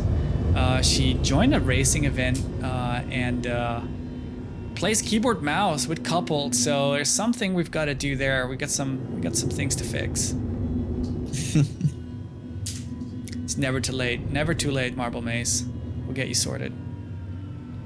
Marble in the past in another game as well came in kind of out of nowhere and absolutely killed it. So, especially with some instruction from a great teacher like Shaqnu, yeah, I think she'll be killing it real quickly. Yeah, better Shaqnu than me. Doesn't work. 2 minutes on the clock then for the final heat. Let's see, we've got Edwin Jarvis. He's my, I'm rooting for Edwin here this time. It's gotta be. What do you think? Yeah, was it Edwin that finished second the last race? I'm confusing Edwin and Connor. I think Connor crashed. Okay, yeah. So Connor, yeah. Again, apologies if I'm getting this wrong, but I believe that Connor still has yet to qualify for main. So hopefully some of these guys, there's going to be several of these guys. Hopefully they keep it clean this race and get through 2 laps. So I was speaking to Connor earlier, Ty, and he said to me, today I want to get my AM Racer tag. Well, Connor, for you, I've got some advice then. Take a step back. Be conservative. Be gentle. Your goal in this heat might not be to win it, but to finish. And that's feedback for everybody.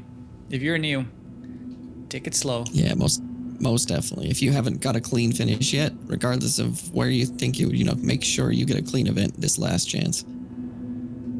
Or clean result. Mm-hmm. Yeah, exactly.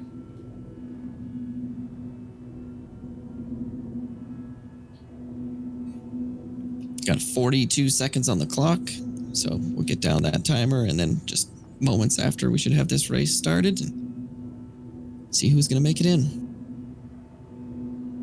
After that, when we go to the mains and we've got 10 laps for each race, it's kind of like an endurance thing, keeping yourself concentrated and then being on the lookout for that dynamic obstacle. That's gonna be fun, dude. Yeah, definitely. Everybody knows if you're doing a really high focus requirement thing, regardless of what it is, it's tricky to do that for long periods of time. 100%. DJ Bunton with a crime stat or at least a red tag. Probably crashed into someone. Clipped somebody on the barrel rows or something. Big shout out as well to Double J and Infused for joining us as additional cameras for today's race. As the racers are off, clean start for Edwin Jarvis. He had a lot of room around him. It's Kelsar hunting him down. Tint and DJ Bunton all hitting the cranes at the same time. Let's see if they can go through without merging. Oh, we see a merge between Tint and Kelsar a little bit maybe, but they're still going. They're through. So we got Edwin in the lead, Tint in second, Keatsy Maxwell in third, DJ Bunton in fourth. And I don't know if you saw what Connor did on the start. He actually sat on the start, grounded until everybody left, and then came up from the back. So someone's obviously listening. Taking some of that. Yep, definitely. So here's to good luck for him for getting through this clean, along with anybody else that still hasn't yet finished. Yeah, that's brilliant. Excellent stuff. Edwin Jarvis with definitely a clean lead. We've got Tind in second place, I believe, flying a what? I believe Tint was in a Buccaneer. I may be mistaken about that, unfortunately, but I believe that's what it was. We're going to find out. Let's watch Edwin Jarvis. He goes through the... I'm gonna say it, you're a trucker. You gotta lift off. You're too low. You're not even an obstacle anymore. Making it too easy on these guys. It's Edwin going across the last chance right now. We'll do this last corner up to the start, to the finish line. think we've got Tint in a bucky. Don't quote me on that, but I think he's in a I bucky. believe so, yeah. Which would That's explain... Edwin going into the cranes. Tint onto slap 2 as well now.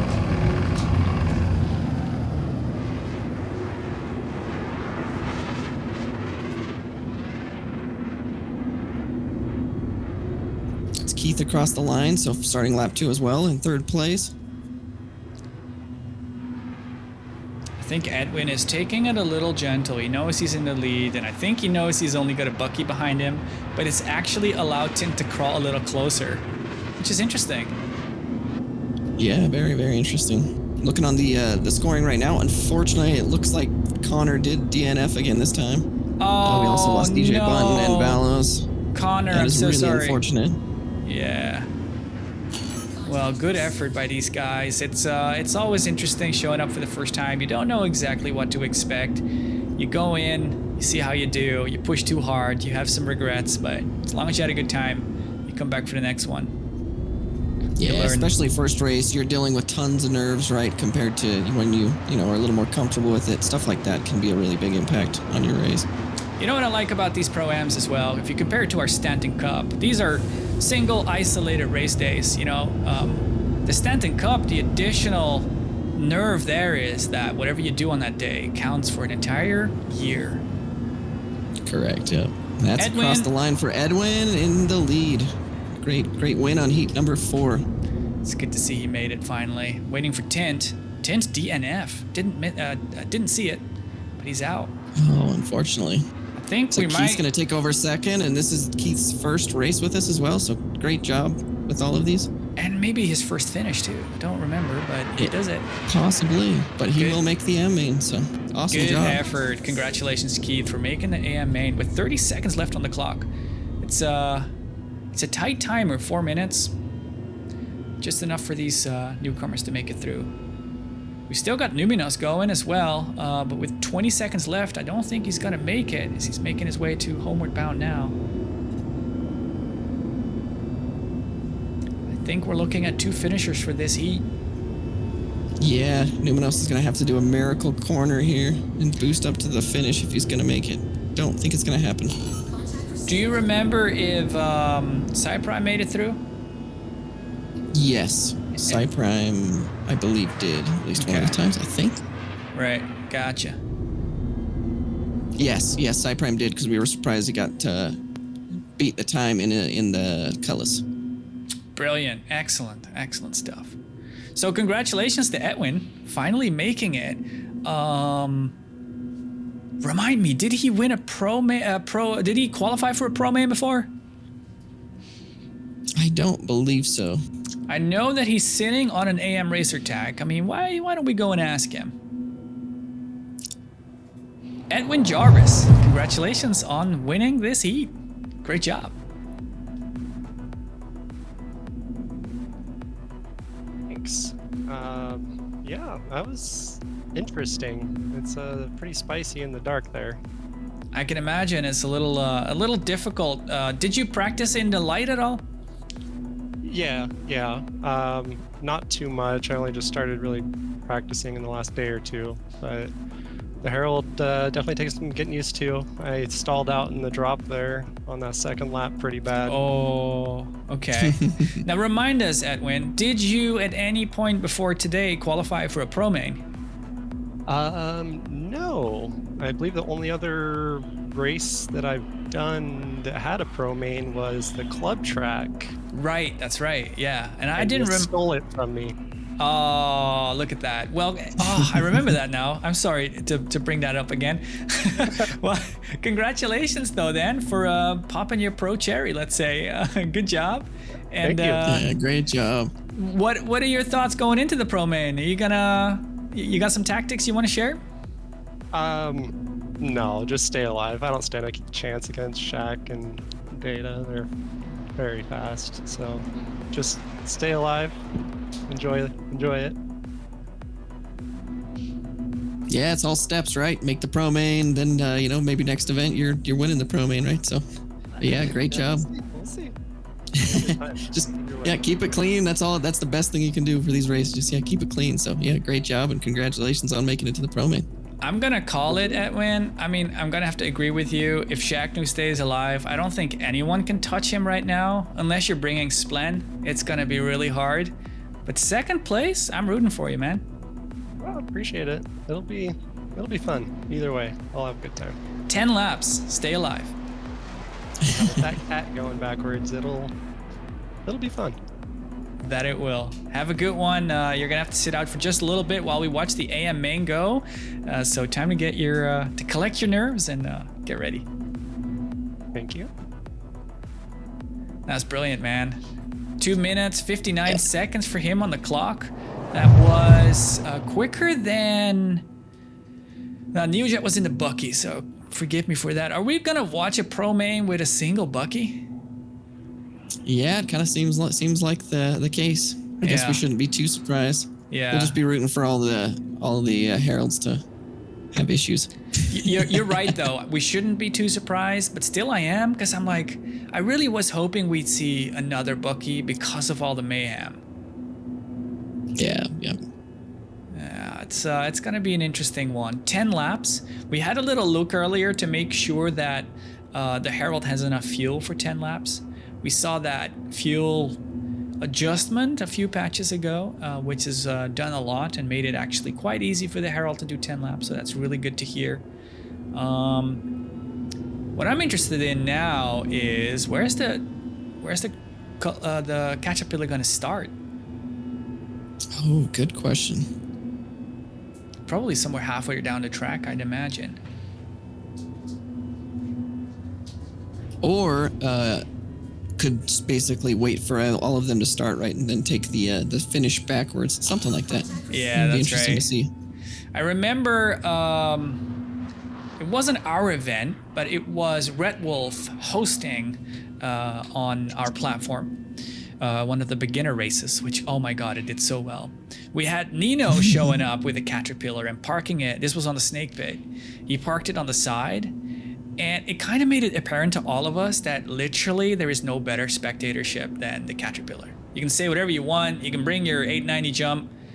This is just like such a cool stage, or what do you call that? I don't know the English word, like a tribune? Yeah.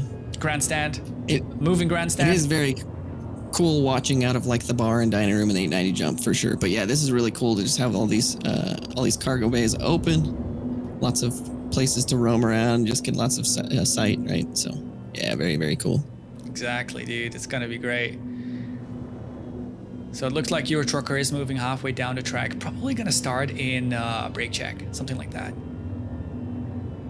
One thing to add about this obstacle too is this is a lot of pressure on Euro Trucker to get around this course clean, because obviously the Caterpillar is massive and some of these gaps are tight. So there's always a chance that our Caterpillar obstacle could completely explode in some area as well. So to add even more randomness to this being a thing in this race. Yeah, that's right. We had a camera set up for Euro Trucker. Doesn't appear to be online right now. Would love to get an angle from the Caterpillar as it has all these ships swooping past it. That would be fun. Looks like Euro Trucker is setting up right here and stealthing it at Homeward Bound.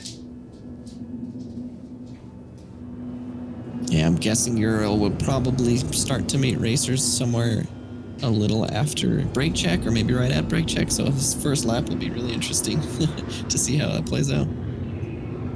That's right. So again, Steve CC's prizes are for the mains. So best in class wins a paint job. Mule raffle goes to any finisher, which is awesome. I don't have a mule. I'd love to have a mule. Insane. Just because. And then of course the cherry on the cake, the icing on top. We've got the Dre Cutlass black with skull and crossbones paint job. LTI game package. Pretty damn awesome. And some monstrously awesome bragging rights, of course. Dude, that's Being right. That top guy. That's right. If it's gonna be Shaq, I mean, who can win a pro tag here? Because that's another really interesting one to mention. We've got the pro racer tag. I gotta correct that. Pro Racer tag is for everybody that qualifies, which means that as of right now, Edwin Jarvis has been promoted from AM Racer to Pro Racer. Yep, that's correct. It'll be to see if anybody can secure this win that's not Shacknu, because I'm sure Shacknu already has a race winner tag, but somebody else might be able to snag one up. Yeah, that's right. We've got the race winner tag with the medal on the Discord, and you're saying Shacknu has it? I'm making a big assumption because it's Shacknu, but yeah, I don't have any confirmation. I haven't checked on that. I'm gonna tell you that he does. Yes, he has it. Okay. I just checked. He indeed has the race winner tag, probably from some other pro main event. Yeah. And it's interesting because we also have, for anybody that's holding a world record on scr.gg, gets a pink color for fastest lap, let's say, on the Discord. And that's something you can choose to brandish. You don't have to. And he has chosen to do it, kind of embracing the robot thing that he's doing. That's one thing very fun about our community is you have lots of not only things to participate in and real prizes and things like that, but you also always going for bragging rights and to get new titles and roles in Discord, right? Just ways that you can kind of show off your accomplishments. So lots of fun things there for sure. You were joking about this in our 1 year anniversary video. For those that don't know, we've just celebrated our 1 year anniversary. We're super grateful for everybody's support. You mentioned that we're kind of washed up because we've been so busy hosting and we see so many new people on the scene doing really well. Have you been feeling rusty? No. Oh, I can smell yes, a it's lie. terrible. Yeah. I've gone out recently for some time trials, right? So both you and I have previously held world record time trials quite a few times. And then to not only struggle with trying to keep pace with these guys, but then struggle with, just alpha issues and stuff like that. Man, it is a lot more frustrating than it used to be to try to run the pace of the top guys. Yeah.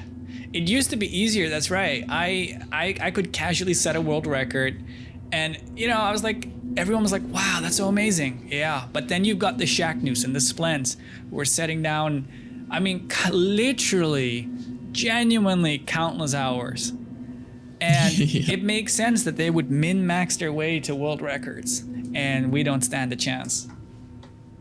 Yeah, for sure. I remember going out and doing 4 or 5 tries, right? And then on the 5th try, you get a really good lap, and it's good enough. Yeah, that's not the case anymore. These guys are putting in massive amounts of effort and dedication and time to secure these ridiculous times on all of our courses.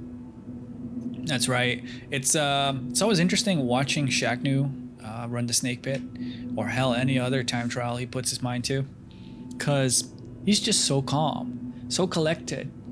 Sometimes he'll have another racer running the track in opposite direction, and he's just not fazed by it. If I try and put a world record down, I'm all serious and I can't do anything else. My heart rate's through the roof, and it only barely is good enough. And then Shacknu just leisurely comes along, and it's the same for Splen. Splen is obviously streaming. If you've never heard of him, you should definitely look him up on Twitch. He streams his world record attempts often. Yeah, and he's always so calm and collected too. I don't know how to do it.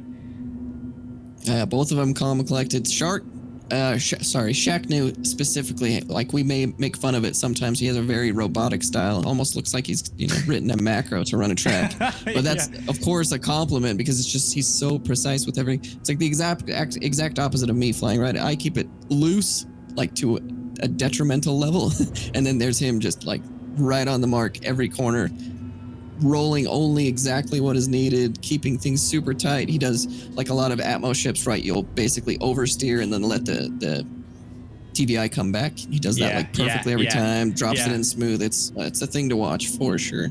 Look at him. He's a happy boy in his Herald. It's so true, dude.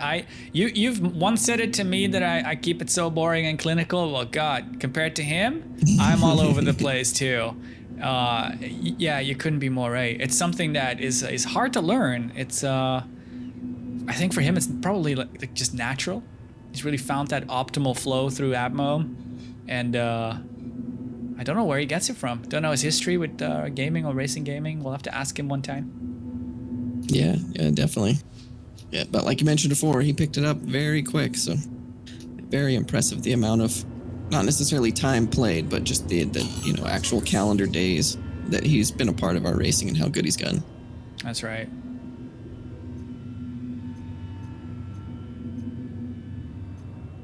Why don't we take another look at that beautiful paint job? I'd love to just see it again. I know that the difference between the paint job that we saw is on Cyprime ship.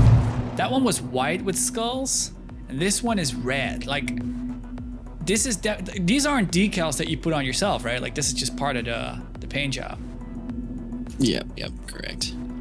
Very, very cool looking though. I like the color in it, but that it's not too bright and ridiculous, right? If you had a very saturated reds and stuff like that, it wouldn't look as good. So it looks very, very clean. Yeah, it's not like I'm not a big fan of decals. It's not something I like. Do you like putting decals on your ships? Non-racing decals? Depending on what they are, yeah. Sometimes. Yeah. But it all depends on the style of decals, right? Whether they're cool to me or not. Yeah, that's right. I totally get it. I think the glass has got a red glare over it. Yeah, a little bit of like a pinky red glare. But yeah, like decals, you can for sure know that if I had this random spaceship showing in my backyard and I could go fly it, it's definitely gonna have like an American flag decal on the side at least or something. Oh man, yeah, I remember. There are no flag decals in this game yet, I believe. 30 seconds till restart. 30 seconds. All right, that's excellent. 30 seconds till the AM main of 10 laps. Everybody is lining up, and we'll get ourselves in position and ready for racing as well. Connor is playing it safe. He's in the back. Qualified, it appears too. We've got Diplomat there, Ralvarez, Keith, Quelsar. Shaqnu is not racing. He's just there on foot. Got Cyprime, Valos, Numinos, and Tint. And DJ Bunting without a party marker, but that's okay. We'll target him, and we'll keep an eye on him. Naughty boy. They're off. That's it. The races are off. Let's see who takes the lead then. As they make their way down to the cranes. I think it's Tint with the tightest line. Numinos, Diplomat, Valos. Oh, Tint catches the edge. Tint is we got out. Quelsar and Diplomat side by side. Numinos in third as they come through the drop. Let's see if we get everybody through the drop. Looks like DJ Button in fourth without the party marker.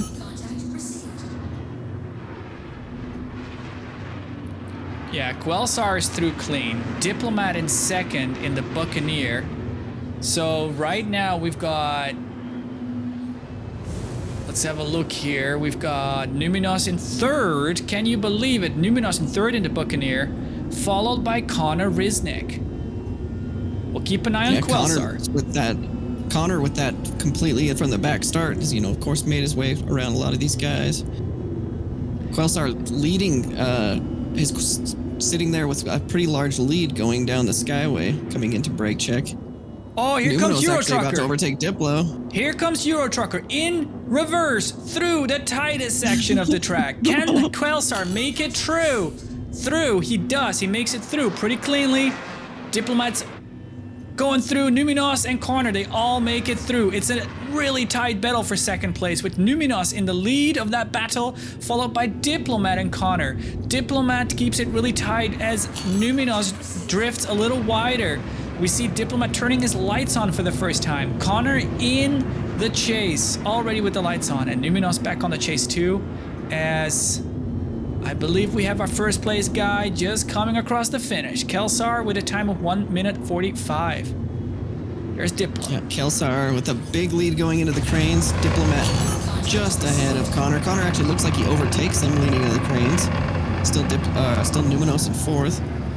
Big battle going on for second place right now.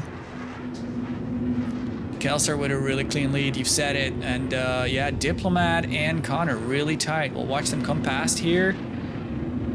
Let's see the gap between Diplomat and Connor. It is nearly non-existent as they make their way underneath the pipes. Connor trying to work really hard not to drift, and he does so really well. Yeah, Quelsar just Quelsar is out! Oh, Quelsar is catches. out! Oh no. too tight around the back straight turn, and he's out. It's Diplomat and Connor, and it is Connor in the lead of the pro main right now. The AM main, excuse me. Now we've got a really tight, intense battle for first place. Looks like Numenos has taken over inherited third. Cyprime in the Cutlass in fourth, not far behind Numenos. Connor did that really well. No! Connor went around the checkpoints. He drifted too wide. He lost sight of the track. He's on his way back now to go through, but that is costing him significant amounts of time as Numenos now approaches Connor. Connor is out. He tried to correct to get through and he failed. Numenos then did a really good job at dodging that, but that is a DNF for Connor, who did so well. Good effort, Connor. It's really unfortunate. Diplomat with a massive lead at this point. He's just about to go over the start-finish, where Cyprime and Numenos are just going across to the gate before the finish line. So Diplomat just needs to keep it clean. Don't slow down too much.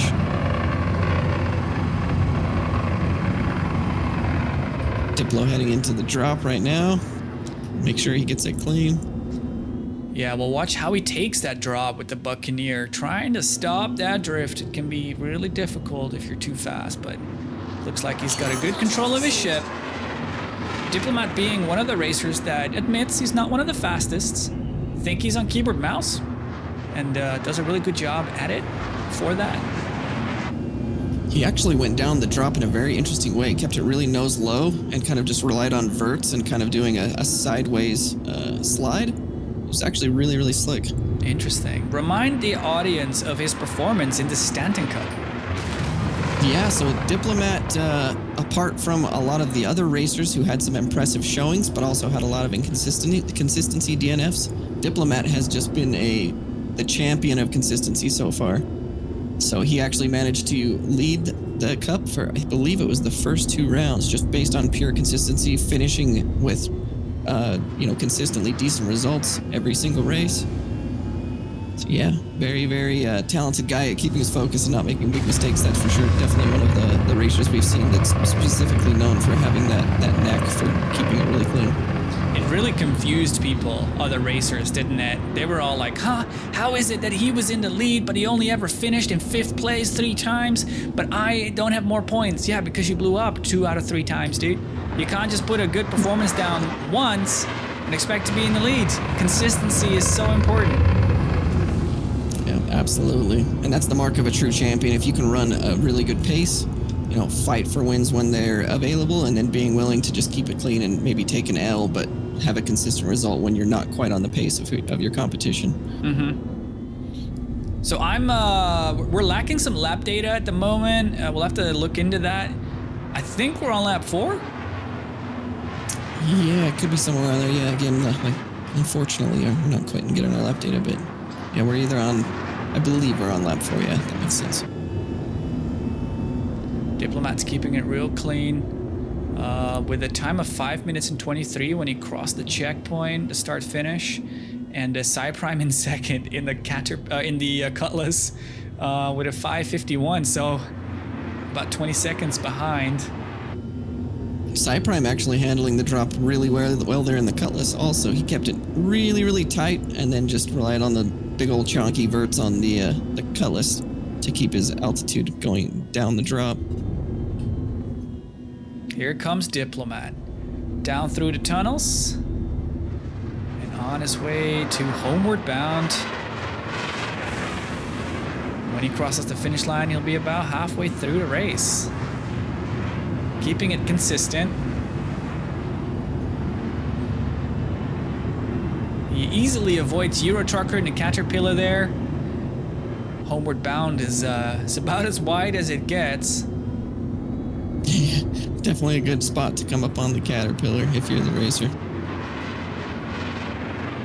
It's got no contention behind. We see a lot of DNFs, and as a matter of fact, I think he and Cyprime are the only ones going. So Diplomat is just racing time. You gotta remember there is a time limit of 16 minutes. Yeah, that's correct. So, yeah, unfortunately, we've had a lot of guys bite the dust. Probably more than even some of the races we've had here previously. We've had multiple races here. And not a lot that I've seen so far from the Caterpillar going backwards. They're just all unforced Side errors. prime, DNF. I saw an explosion in the background. Oh. He's out. That one was right by Euro Trucker, so I didn't catch it specifically, but there is a chance that one was caused by the Caterpillar. We've got Diplomat is now on his way to brake check, and he's gonna meet Euro Trucker in the Caterpillar somewhere around there. Let's see how this develops. Good luck, Diplomat. Euro Trucker is low. Diplomat's high. Veer's a little high, but stays below the antenna. It's a requirement. And he's out. I'm guessing at this point, Diplomat has gotten word or knows that he's the last man standing. So Oh, for sure. He's listening. Probably playing the strategy, that into play, right? Just going fast enough to beat the timer, but not pushing it too hard since there's not any competition left on the course. We had a lot of extreme storms early on. They seem to have settled, died down a little bit. So that's probably why Diplomat turned his lights on at some point. Not so much fog obscuring.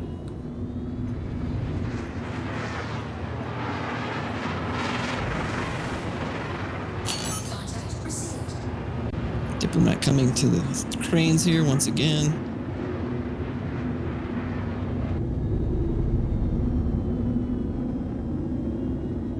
Man, See it if is I can dark. catch his strategy going down the drop. It's a little bit tough to see, unfortunately, with it being so dark.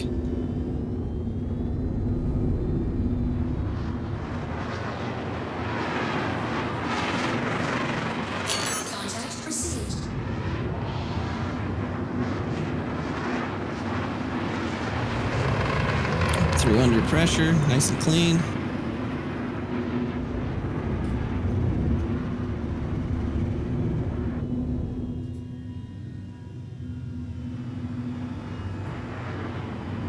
Yeah, we had mentioned before, right? Diplo specifically consistency. Obviously, he's putting that on display here yet again.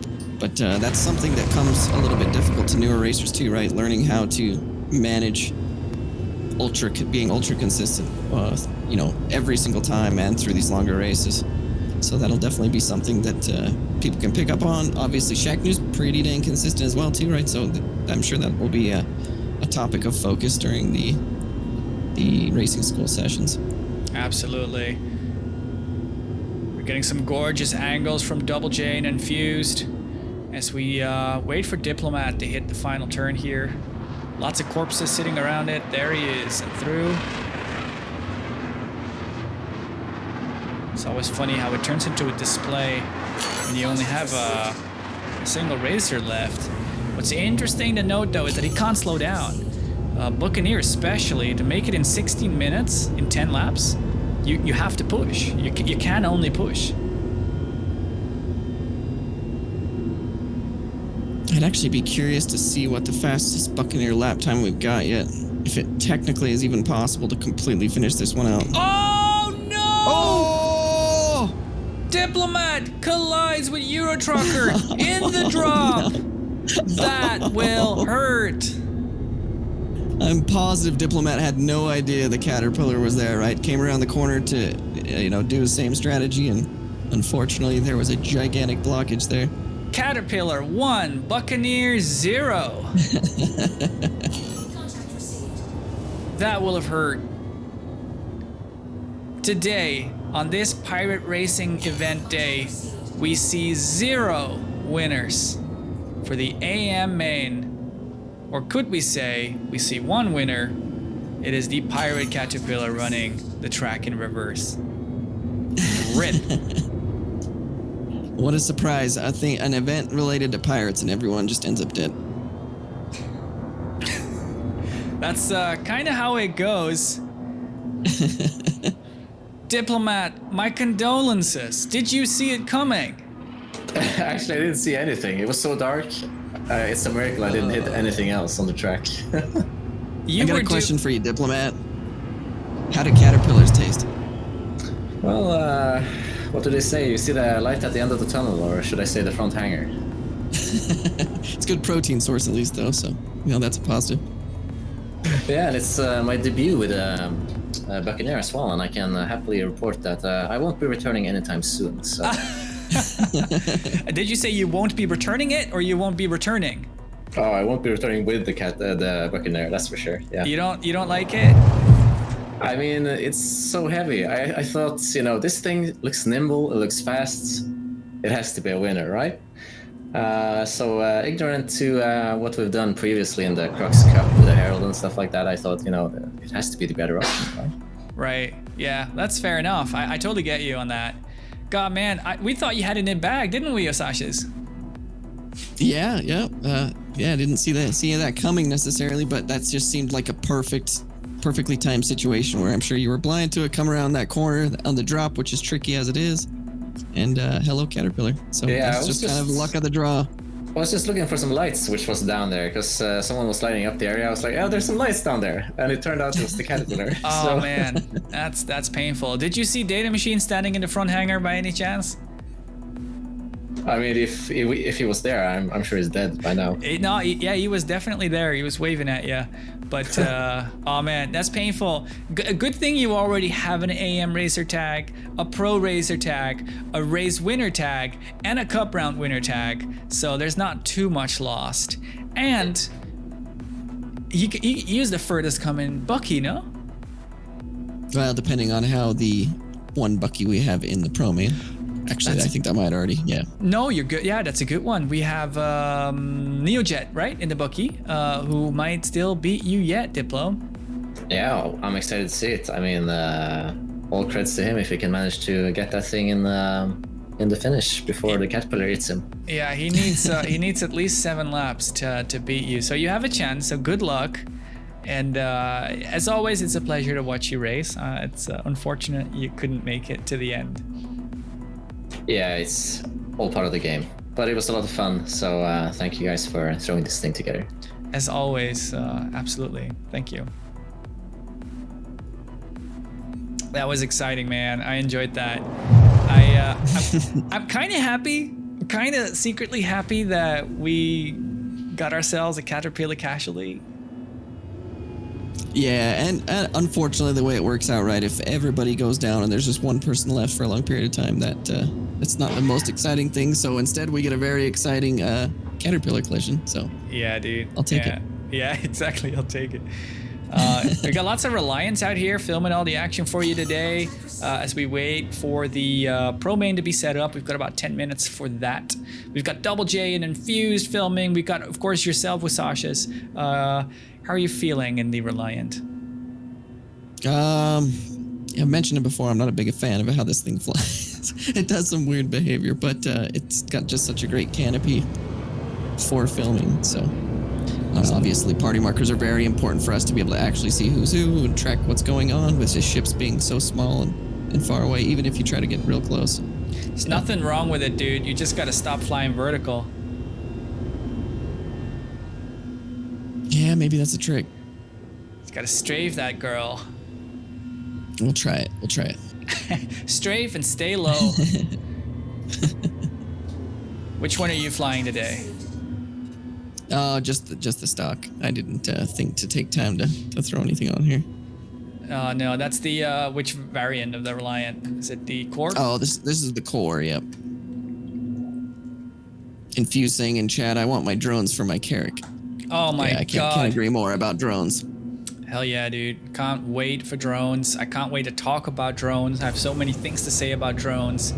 Every time that I see a drone operator seat in the Carrack, honestly, I get wet. I want my home cockpit to look just like that. I'd live in it. I wouldn't leave the seat. I've got all my drones hanging on the wall behind me that people can't quite see from the shot. So yeah, I can't wait to do any kind of the same thing in my favorite game. That's going to be absolutely incredible. Not just for filming, but maybe just for playing around with, depending on the physics of them. I cannot wait. For you to do some racing with drones in Star Citizen, though, assuming that they'll be really nimble, we're going to need a few extra frames. Yeah, very true. And even if we can't necessarily race them off the jump, going and doing some like drone freestyle and stuff like kind of similar to what you do in real life will be an absolute blast. Yeah, I can see that. When for the audience, when did you start? When did you start your dabble in drone stunting? Yeah, kind of the beginning of the year with just a cheapo little one, and then just kind of kept progressing and getting a few more bigger drones over time. And yeah, just had an absolute fell in love with it. It's super, super fun. Does it kind of tickle your Star Citizen thing in real life? I mean, a little bit, right? So you run an FPV drone, so you're wearing goggles. You get right in what feels like the cockpit, but it's a very tiny, ridiculously powerful, fast drone. So yeah, it tickles the same fancy of being in the cockpit of something you're not necessarily really piloting, but you are, and then just ripping the thing. The only thing that stinks about drones, right, is you can crash the crap out of them compared to just hitting the claim button in Star Citizen. So it's a little bit different. Yeah, I feel you on that. How's the network sync? The network sync? That's a joke. Never mind. No. Because it's in a cockpit. Doesn't really feel like real life, does it? It does very quickly, actually. Like, it's surprisingly how quick your brain just adjusts to that, because the physics and everything how it works is obviously perfect because it's real life. So it's really easy to get lost. You have a Buccaneer pledged. What's your favorite thing about the Buccaneer? Lots of guns, especially with the spinal mount.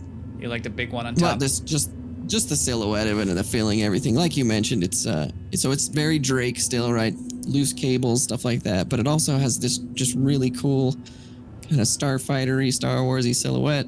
I don't know. It has a lot of character, and I really enjoy that, especially the big engines as well. Very, very sexy. Drake always has really, really cool engines with their stylings. You know what I can't wait for with ships like these? Control services. Absolutely. It's gonna be fun. You're honestly going to see a big benefit on ships like this too, even more so than some of the racers, I'm guessing, just because of the impact it's going to have on the much larger mast, not quite as strong thrusters compared to the mast, all that kind of stuff. So flight control surfaces are going to probably be really, really impactful on something like the Bucky. Yeah, I really hope that something like an M50 becomes a real Atmo racer, but a Razor becomes a real zero-G racer. Razor. Hey, we got sunlight for the Pro main. Yeah. Who was saying they were hoping for it? Was it Shaq? I don't recall. I remember them saying a count, all right, about 20 minutes. So obviously a lot of people were aware of that. So. Brilliant. Very excellent happy. Stuff. Yeah, that's looking excellent. We've got 6 minutes on the clock before we start. We have the Pro main lining up, I'm noticing, if I'm not mistaken, in order of finishing. Shaq New in the lead. Neojet should be in second. Data Machine should be in third. And Edwin Jarvis was the last one. Again, this is... It's also possible that race direction just basically let them pick an order too as well, right? And plant down where they wanted, so... Yeah, of course. Yes, absolutely. So this is Edwin Jarvis's first Pro main. He's going to feel the nerves, I am convinced. Neojet, I don't think it's his first Pro main. No, I'm nearly positive, that Neo's been in more than one Pro main previously. It would be his first win, though. Technically, I think yes, but Neojet also did win a round in the Stanton Cup, if I'm not mistaken, or a main event, at least one. And was very impressive during the Cup. Right. Yeah, that's a good point. That's a good point. One of the main events. Because the way the Stanton Cup works, it's a little different. As we see Euro Trucker in the cat flying by. We've got heats and then we've got main events, but it's not like the mains here where there's just one race. There's actually 3 with Olympic scoring systems, which is something you're familiar with. Yeah, correct. It's definitely much different than a lot of people are used to, right? So that's why at face value it seems a little confusing, but after running it, I think it's been really exciting. The scoring over it gets really complex, and there's a lot of interesting things that can happen on the day. Lots of intrigue, lots of consistency required. So I think it's really interesting. Oh, Euro Trucker, you better be gentle with that cat. Gravity is a bitch. Gotta say, kudos to Euro Trucker for keeping it clean with the cat. They mentioned before the races. Yeah, they mentioned before the races they were really excited about running it in reverse, and they didn't know how well they were gonna do. But looks like they're doing pretty well. Anyone that knows Euro Trucker knows Euro always brings some big behemoth ships to events. Tries to run them around the same. So Euro definitely with a lot of experience in cruising around in something like the Caterpillar. That's right. Contact received. I'm Props to excited. Euro for that. I personally love, like I said, little nimble ships. If I get in something big, even my 400i, I get to where I want to pull my hair out sometimes because it just feels so slow and cumbersome to fly. I have a lot of fun with slow ships. Like I forgot who hosted the event, so forgive me to the host. We had a heavy ship race. Carrax, I had your brother Infused was on board with me. And God, man, I don't remember. There were a whole bunch. Yeah, Hercules ships were there. And we were racing them through Microtech, through the antennas, and I have a lot of fun with it because it's like you have all that mass and momentum, and then you have to kind of like turn around toward a turn, and it's the same strategies as any other, but it's like stretched over longer periods of time to complete a move, and I find that a lot of fun, personally. Yeah, it's kind of like if you take a racing ship and then put everything in like 0.3 times slow motion or whatever, that's just everything takes a lot longer, but it does give you a lot more time to kind of focus on what's happening around a corner, everything that's everything you're doing with your thrusters, all that kind of stuff. So there definitely is some interest there. It's just not my preferred form of flight. No, yeah, if I had to pick one, I would obviously pick something nimble. I really want to love the M50. Right now, I want to say the Razor is my favorite atmospheric racer, just because of the amount of drift you get. Yeah. I actually want to get my hands on a Razor LX at some point, because that would just add another Razor to my pool of fun. Yeah, dude. So definitely plan on doing that sometime. Absolutely. We the LX comes with the default white, if I'm not mistaken. Yeah, very, very sexy white skin. Yeah. Looks like we've got some changes on the grid. Neojet starting on the far right. Data Machine in the middle.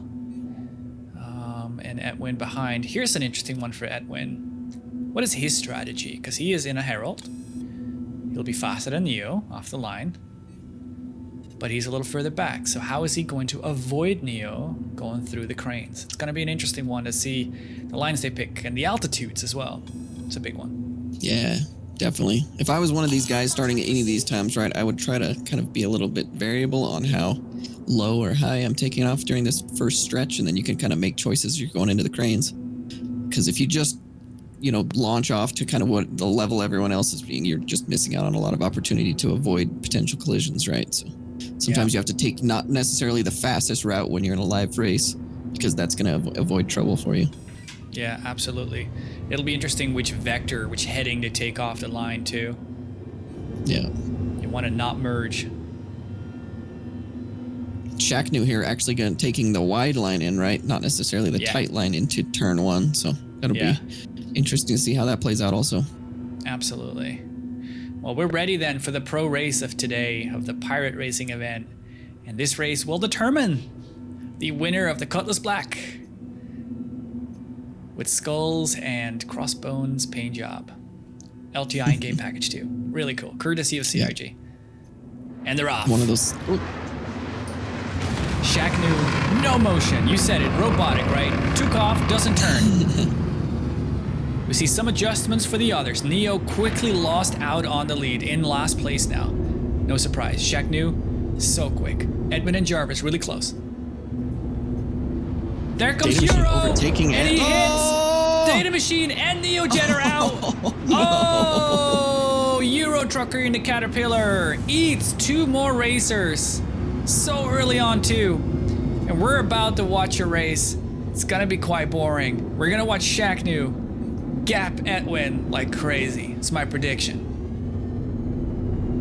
Yeah, this will be interesting to see. Edwin coming around in skill, obviously, had a little bit of time, and then Shacknew that's just putting in mountains of time. I think it's going to be a lot of who can not make a mistake for 10 laps, and then, of course, if Shacknew can keep it together himself. But That'll be interesting. It's not over for Edwin, right? With one person on the track, all that has to happen is Shaqnu have a little issue or run into the cat, and it's Edwin's free game. That is absolutely true. We've got 10 laps, 16 minutes to do it. Let's have a look at Shaqnu's lap time as he crosses the finish. 1 minute 19. Not extremely fast, but we got to remember this is a standing start, so it always takes a little longer. Yeah, and of course, just trying to avoid collisions when everyone's taking off at the same time, all that kind of stuff. You can usually add several seconds to that first lap at least. Yeah.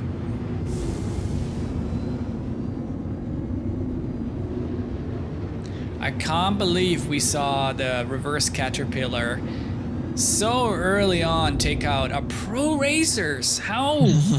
How do you let it happen? Oh, it's really unfortunate. I don't know if it's just, not being able to quite see, not using head tracking to kind of peek down that, maybe, I'm not sure if all of these folks have head tracking even, so things like that. But yeah, they definitely didn't see that coming, it appeared. Shocking. They should have. I can guarantee you Euro Trucker was giggling. Shaqnu did make some mistakes or was slightly inefficient there because I'm just counting time right here, and Edwin actually made up a few seconds compared to earlier in the lap. So Shaqnu's still with a massive lead, right? But definitely not just completely pulling away second by second. There's Euro Trucker. They both missed though.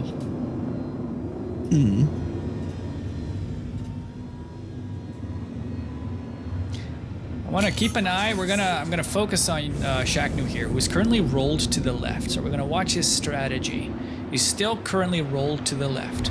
Still rolled to the left. He now flattens out while he's slow and rolls to the right. He was able to do that quickly because he is that slow in the turn.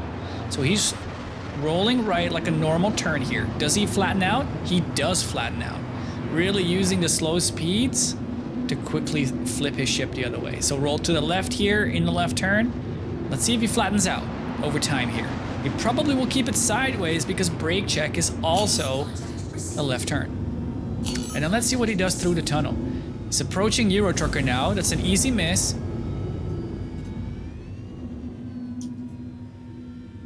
Shaqnu flattens it out and rolls it the other way. I have to say, I am super impressed with how quickly he's able to roll it to the other side.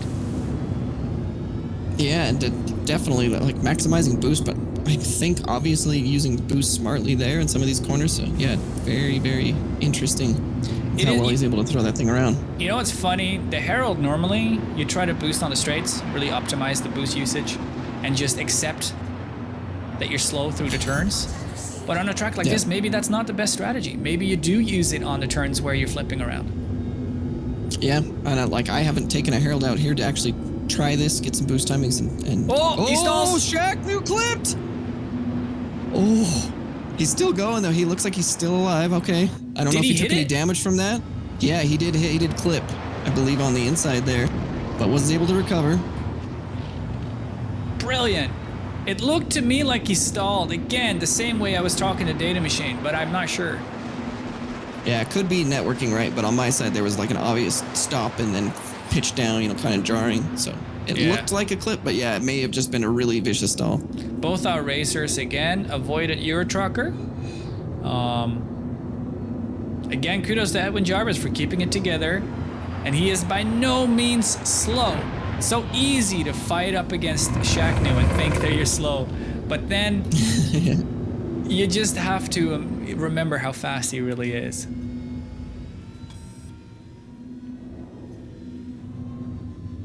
Yeah, at this point for Edwin, it's just keep racing clean, give it your best shot, and just hope for something bad to happen to Shaqnu, like almost did just a few moments ago. One thing I think Shaqnu won't do is slow down. I have a feeling he's just giving it his all because he is a robot and he's only got one way of doing it. I just noticed, by the way, we're on his onboard and we can see that through the cranes he does the negative pitch. That's something I did as well. He's out! He's out! Shaqnu's down! The Caterpillar strikes again on the drop. Oh, Same no. location! Oh, no way! No. Shaqnu! Oh no!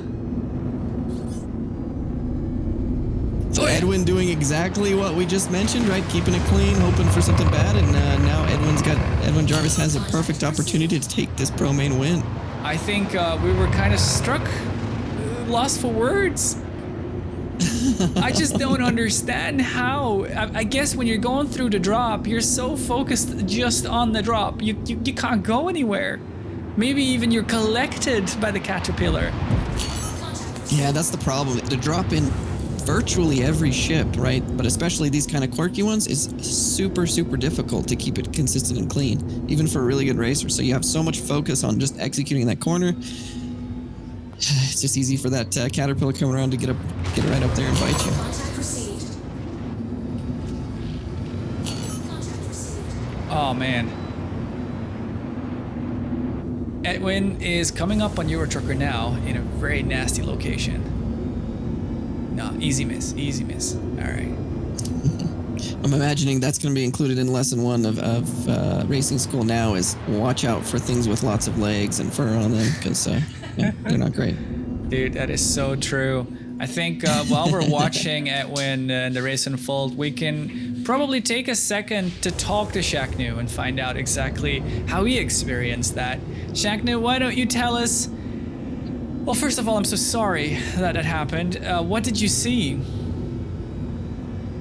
I saw nothing.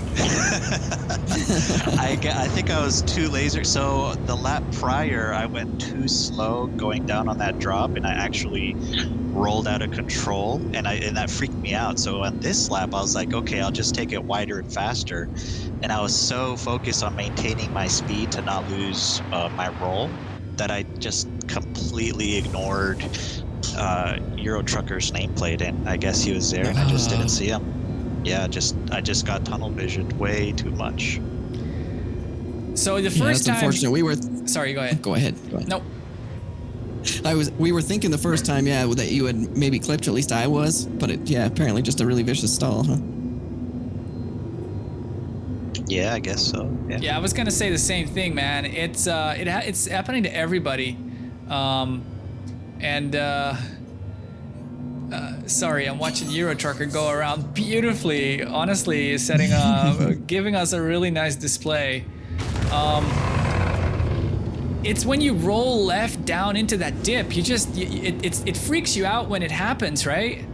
Because it's out of nowhere. Yeah, not only that, because I'm rolled to my left. I can't see anything to my right because that's toward my floor. And so, and I think for those with head tracking, I'll look up a teeny bit as well. And yeah, I think he just sneaked up on me like a hammerhead. Oh man, that's painful. You're missing out on some beautiful prizes. I'm really sorry that happened. Tell me one thing. Did you give it your all? Did you take it slow? How did you approach this race before it went sour? I focus on surviving.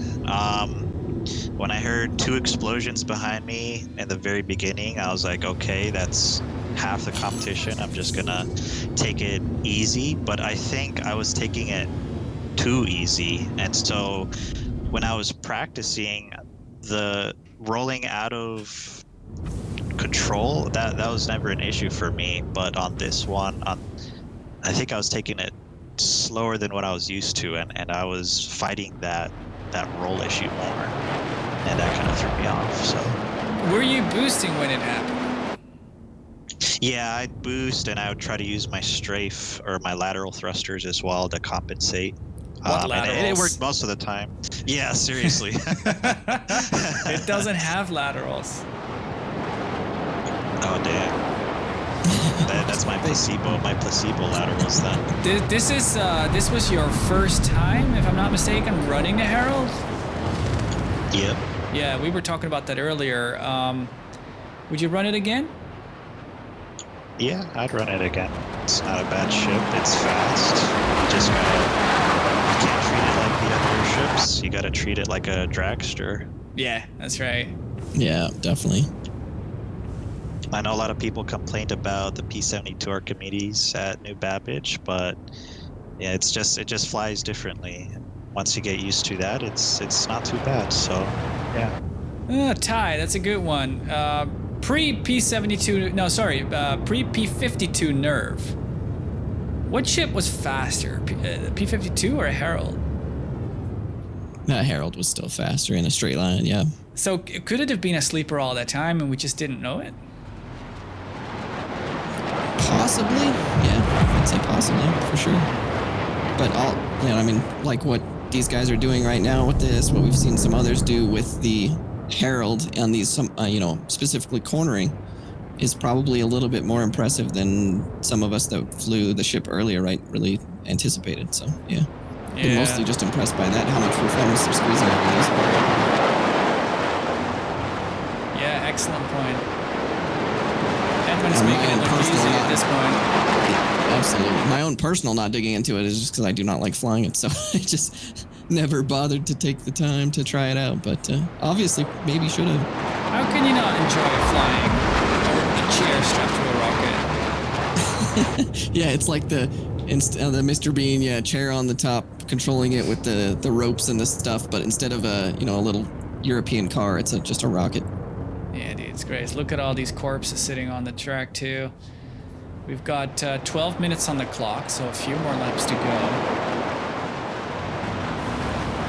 Oh, there he goes, Euro Trucker, just passing Edwin around the track.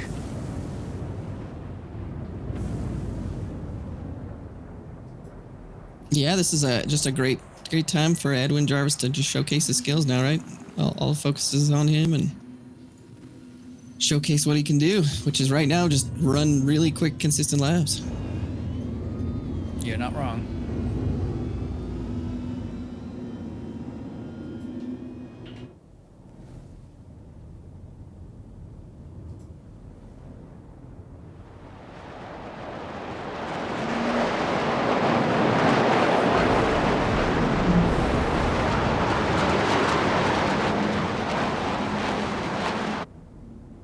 Definitely making it look very smooth through all of these sections I've been tracking. Yeah, that's the thing as well. When you don't have contention, you're not going for fastest laps. You're really gonna get into a rhythm. Yeah, definitely. And you just kind of get into a rhythm, a flow. Just try to not think too much to cause yourself trouble, but obviously stay focused enough and just run it home. I will say it's a shame that we saw so many explosions. I would have absolutely loved to see some really close fighting, but unfortunately the pirate caterpillar struck again. Euro Trucker has definitely done their job this event. I'll give huge props to Euro for definitely doing what was intended. Yeah, dude. Maybe a little too well, but hey, we missed it. Edwin Jarvis then finishes in 13 minutes and 55 seconds, putting down a really, really impressive performance and owning it. Absolutely awesome job. Yep. Last one standing and kept it super clean the entire race. Gonna win some sweet prizes, so that's awesome.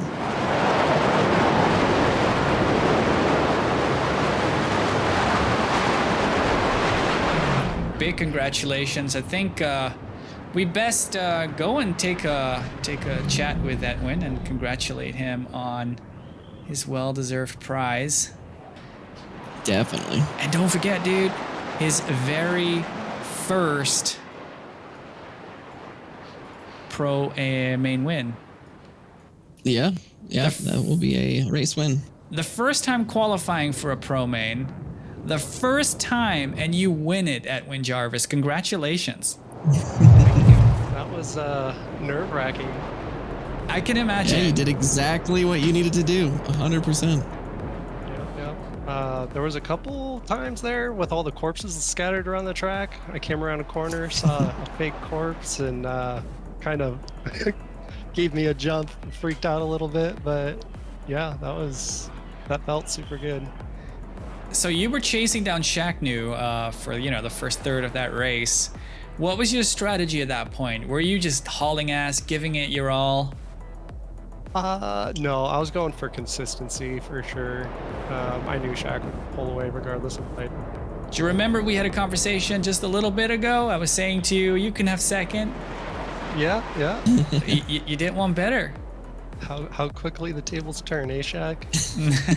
There you go. Shaq, no, get good. Did you have any trouble with the caterpillar, or did you get lucky with its location this time? I got lucky after Shaq got taken out by it. I was very judicious about every time I came around a corner, I'd pick out its location so I knew about where I was going to catch up with it in the track. So, Right. That's brilliant. Yeah, it was. Oof. Well, you kept it clean. That was so much fun. I don't. Remind me, Osashius, the paint job, was that for fastest or furthest? I think it may have been fastest. I believe so. Well, in any case, you, Edwin Jarvis, win an amazing Cutlass Black with amazing paint job. I hope you like a Cutlass. Have you ever flown one? I have. Yeah, that was like the first ship I bought with in-game money. Oh, that's brilliant. That's brilliant. It's a Awesome. lovely drop ship. That's excellent. Any words for Euro Trucker? Yeah, good flying, man. Thanks for not running into me. Excellent. You're gonna stuff. throw Euro Trucker like $5 on PayPal, right? That's right. we Yeah. had a little deal. That's brilliant. Well, good. And I am literally about to run out of hydrogen because I didn't refuel before that race. So I'm Wow. Oh man, Nice. impressive. Good effort, Edwin. And yeah, you don't only win the Cutlass, but you also win yourself a beautiful pro racer tag on the Discord. Finally flashed those beautiful red colors. Yeah, that's what I'm most excited about. Hell yeah, dude. Congratulations. Sit tight, and I can't wait to talk to you after, and also Shaq some more. But again, congratulations, and I hope you enjoyed the event. Yeah, it was a blast. Thanks, guys. Yeah, congrats. Amazing job. So wow, with that, the recap, what an event. We had a lot of fun with the Caterpillar. It was fun watching Euro Trucker in different places of the track and causing mayhem. It was awesome seeing some different ships racing for a chance. The Bucky out there, a lot of fun. I wouldn't mind seeing a Bucky only race at some point. I don't know what you think about that, but I think that's pretty cool. Yeah, that would be really fun. Yeah, this was definitely full of carnage, but we've had some other races definitely full of carnage. This is up there though. Yeah. I think a lot of the contribution is not just a Caterpillar, but this variable of racing ships that a lot of these guys don't necessarily race with a lot of time, and trying to handle that thing around this track where some of them are really stubborn and some of the corners more difficult to execute with. So I think it's a combination of the two. Yeah, totally agree with that. The thing is with this one, it was not 100% serious. It was a Pro-Am race, which we take serious, but then we had some pirate fun in between. Don't know exactly what we'll be doing next, but we will have the Stanton Cup coming back very shortly, of course, and that's all serious, especially since it is a year-long championship. For those that are just hearing about the Stanton Cup for the first time, though, don't worry. You can race any of these races single, too, because there are exciting prizes. There are bragging rights. They're the most important. And just in general, just come and have fun. Join the community. Once more, the URL is in the top of your screen. We've got racexgr.com/discord. Join the community. Come and talk to us. Come and participate. Racing in the verse has never been bigger and better than now. So this is the perfect opportunity, especially since we have our racing school. But there are more exciting things happening this weekend as well. Oh, I just lost. No, I'm still Yeah, here. it's back. I must have had a little internet bump.